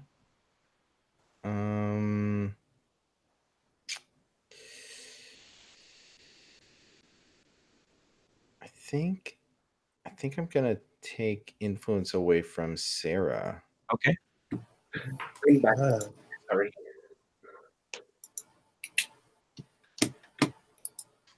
Okay. Yeah, this is not looking good for Sarah's leadership. But, Oh, I like it. Yeah. Okay. So make sure you guys clear those. So Simon, Yep. you need to shift one of Sarah's labels up and another one down. Okay. I'm going to shift her mundane up, which was very warm to me. Okay. And what do you want to shift down? If I remember, she didn't actually fight during the fighting thing, so I think I'm going to shift down to danger. Okay. Okay, yeah. I mean that's good because I do not actually use danger to roll for anything. Oh, okay.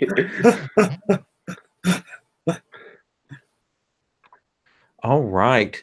And then Zahn, do you think that you grew closer to the team? Yeah, closer to team. Sarah made me feel welcome. Okay. So Sarah made you feel welcome. Okay. Now, how does that work with your thing? I can give influence in the end of session move. It's Okay. one of the two ways I can give it up. Okay. So Sarah, you will get influence over Zahn. Okay. And now I can comfort you. And Zahn, you can clear a condition or mark potential. I'll mark potential. My very first potential. Oh wow, you didn't have any fail rolls. No. Well, boxcars today. Yes. Which is not always the best thing in a PBTA. I think the last few panels of the comic is we see those yokai gang members, and we see that they have some bandages and things like that. And we see a shadowy figure, and we see them standing in this place, and the figure sets out piles of money for them and says, "You did good. You did good. Let's keep that up." And we see them leave, and we'll see that shadowy figure. It has a different face. And then when they leave, we'll see that face start to shift and look like Briggs. And that is where we're going to leave off for tonight. Darn me! That's really good. Yeah. So next time, I definitely want to make sure that we hit on some of collateral damages stuff. I think we got some emotional stuff, but let's see about some more real world, and we can bring Briggs on. I'll check in at the beginning of session and see if there's anything that you guys definitely want to hit I know we've got the yokai firmly on the table, so I'll make sure I look into that and get that ready. Anything else you guys want me to think about?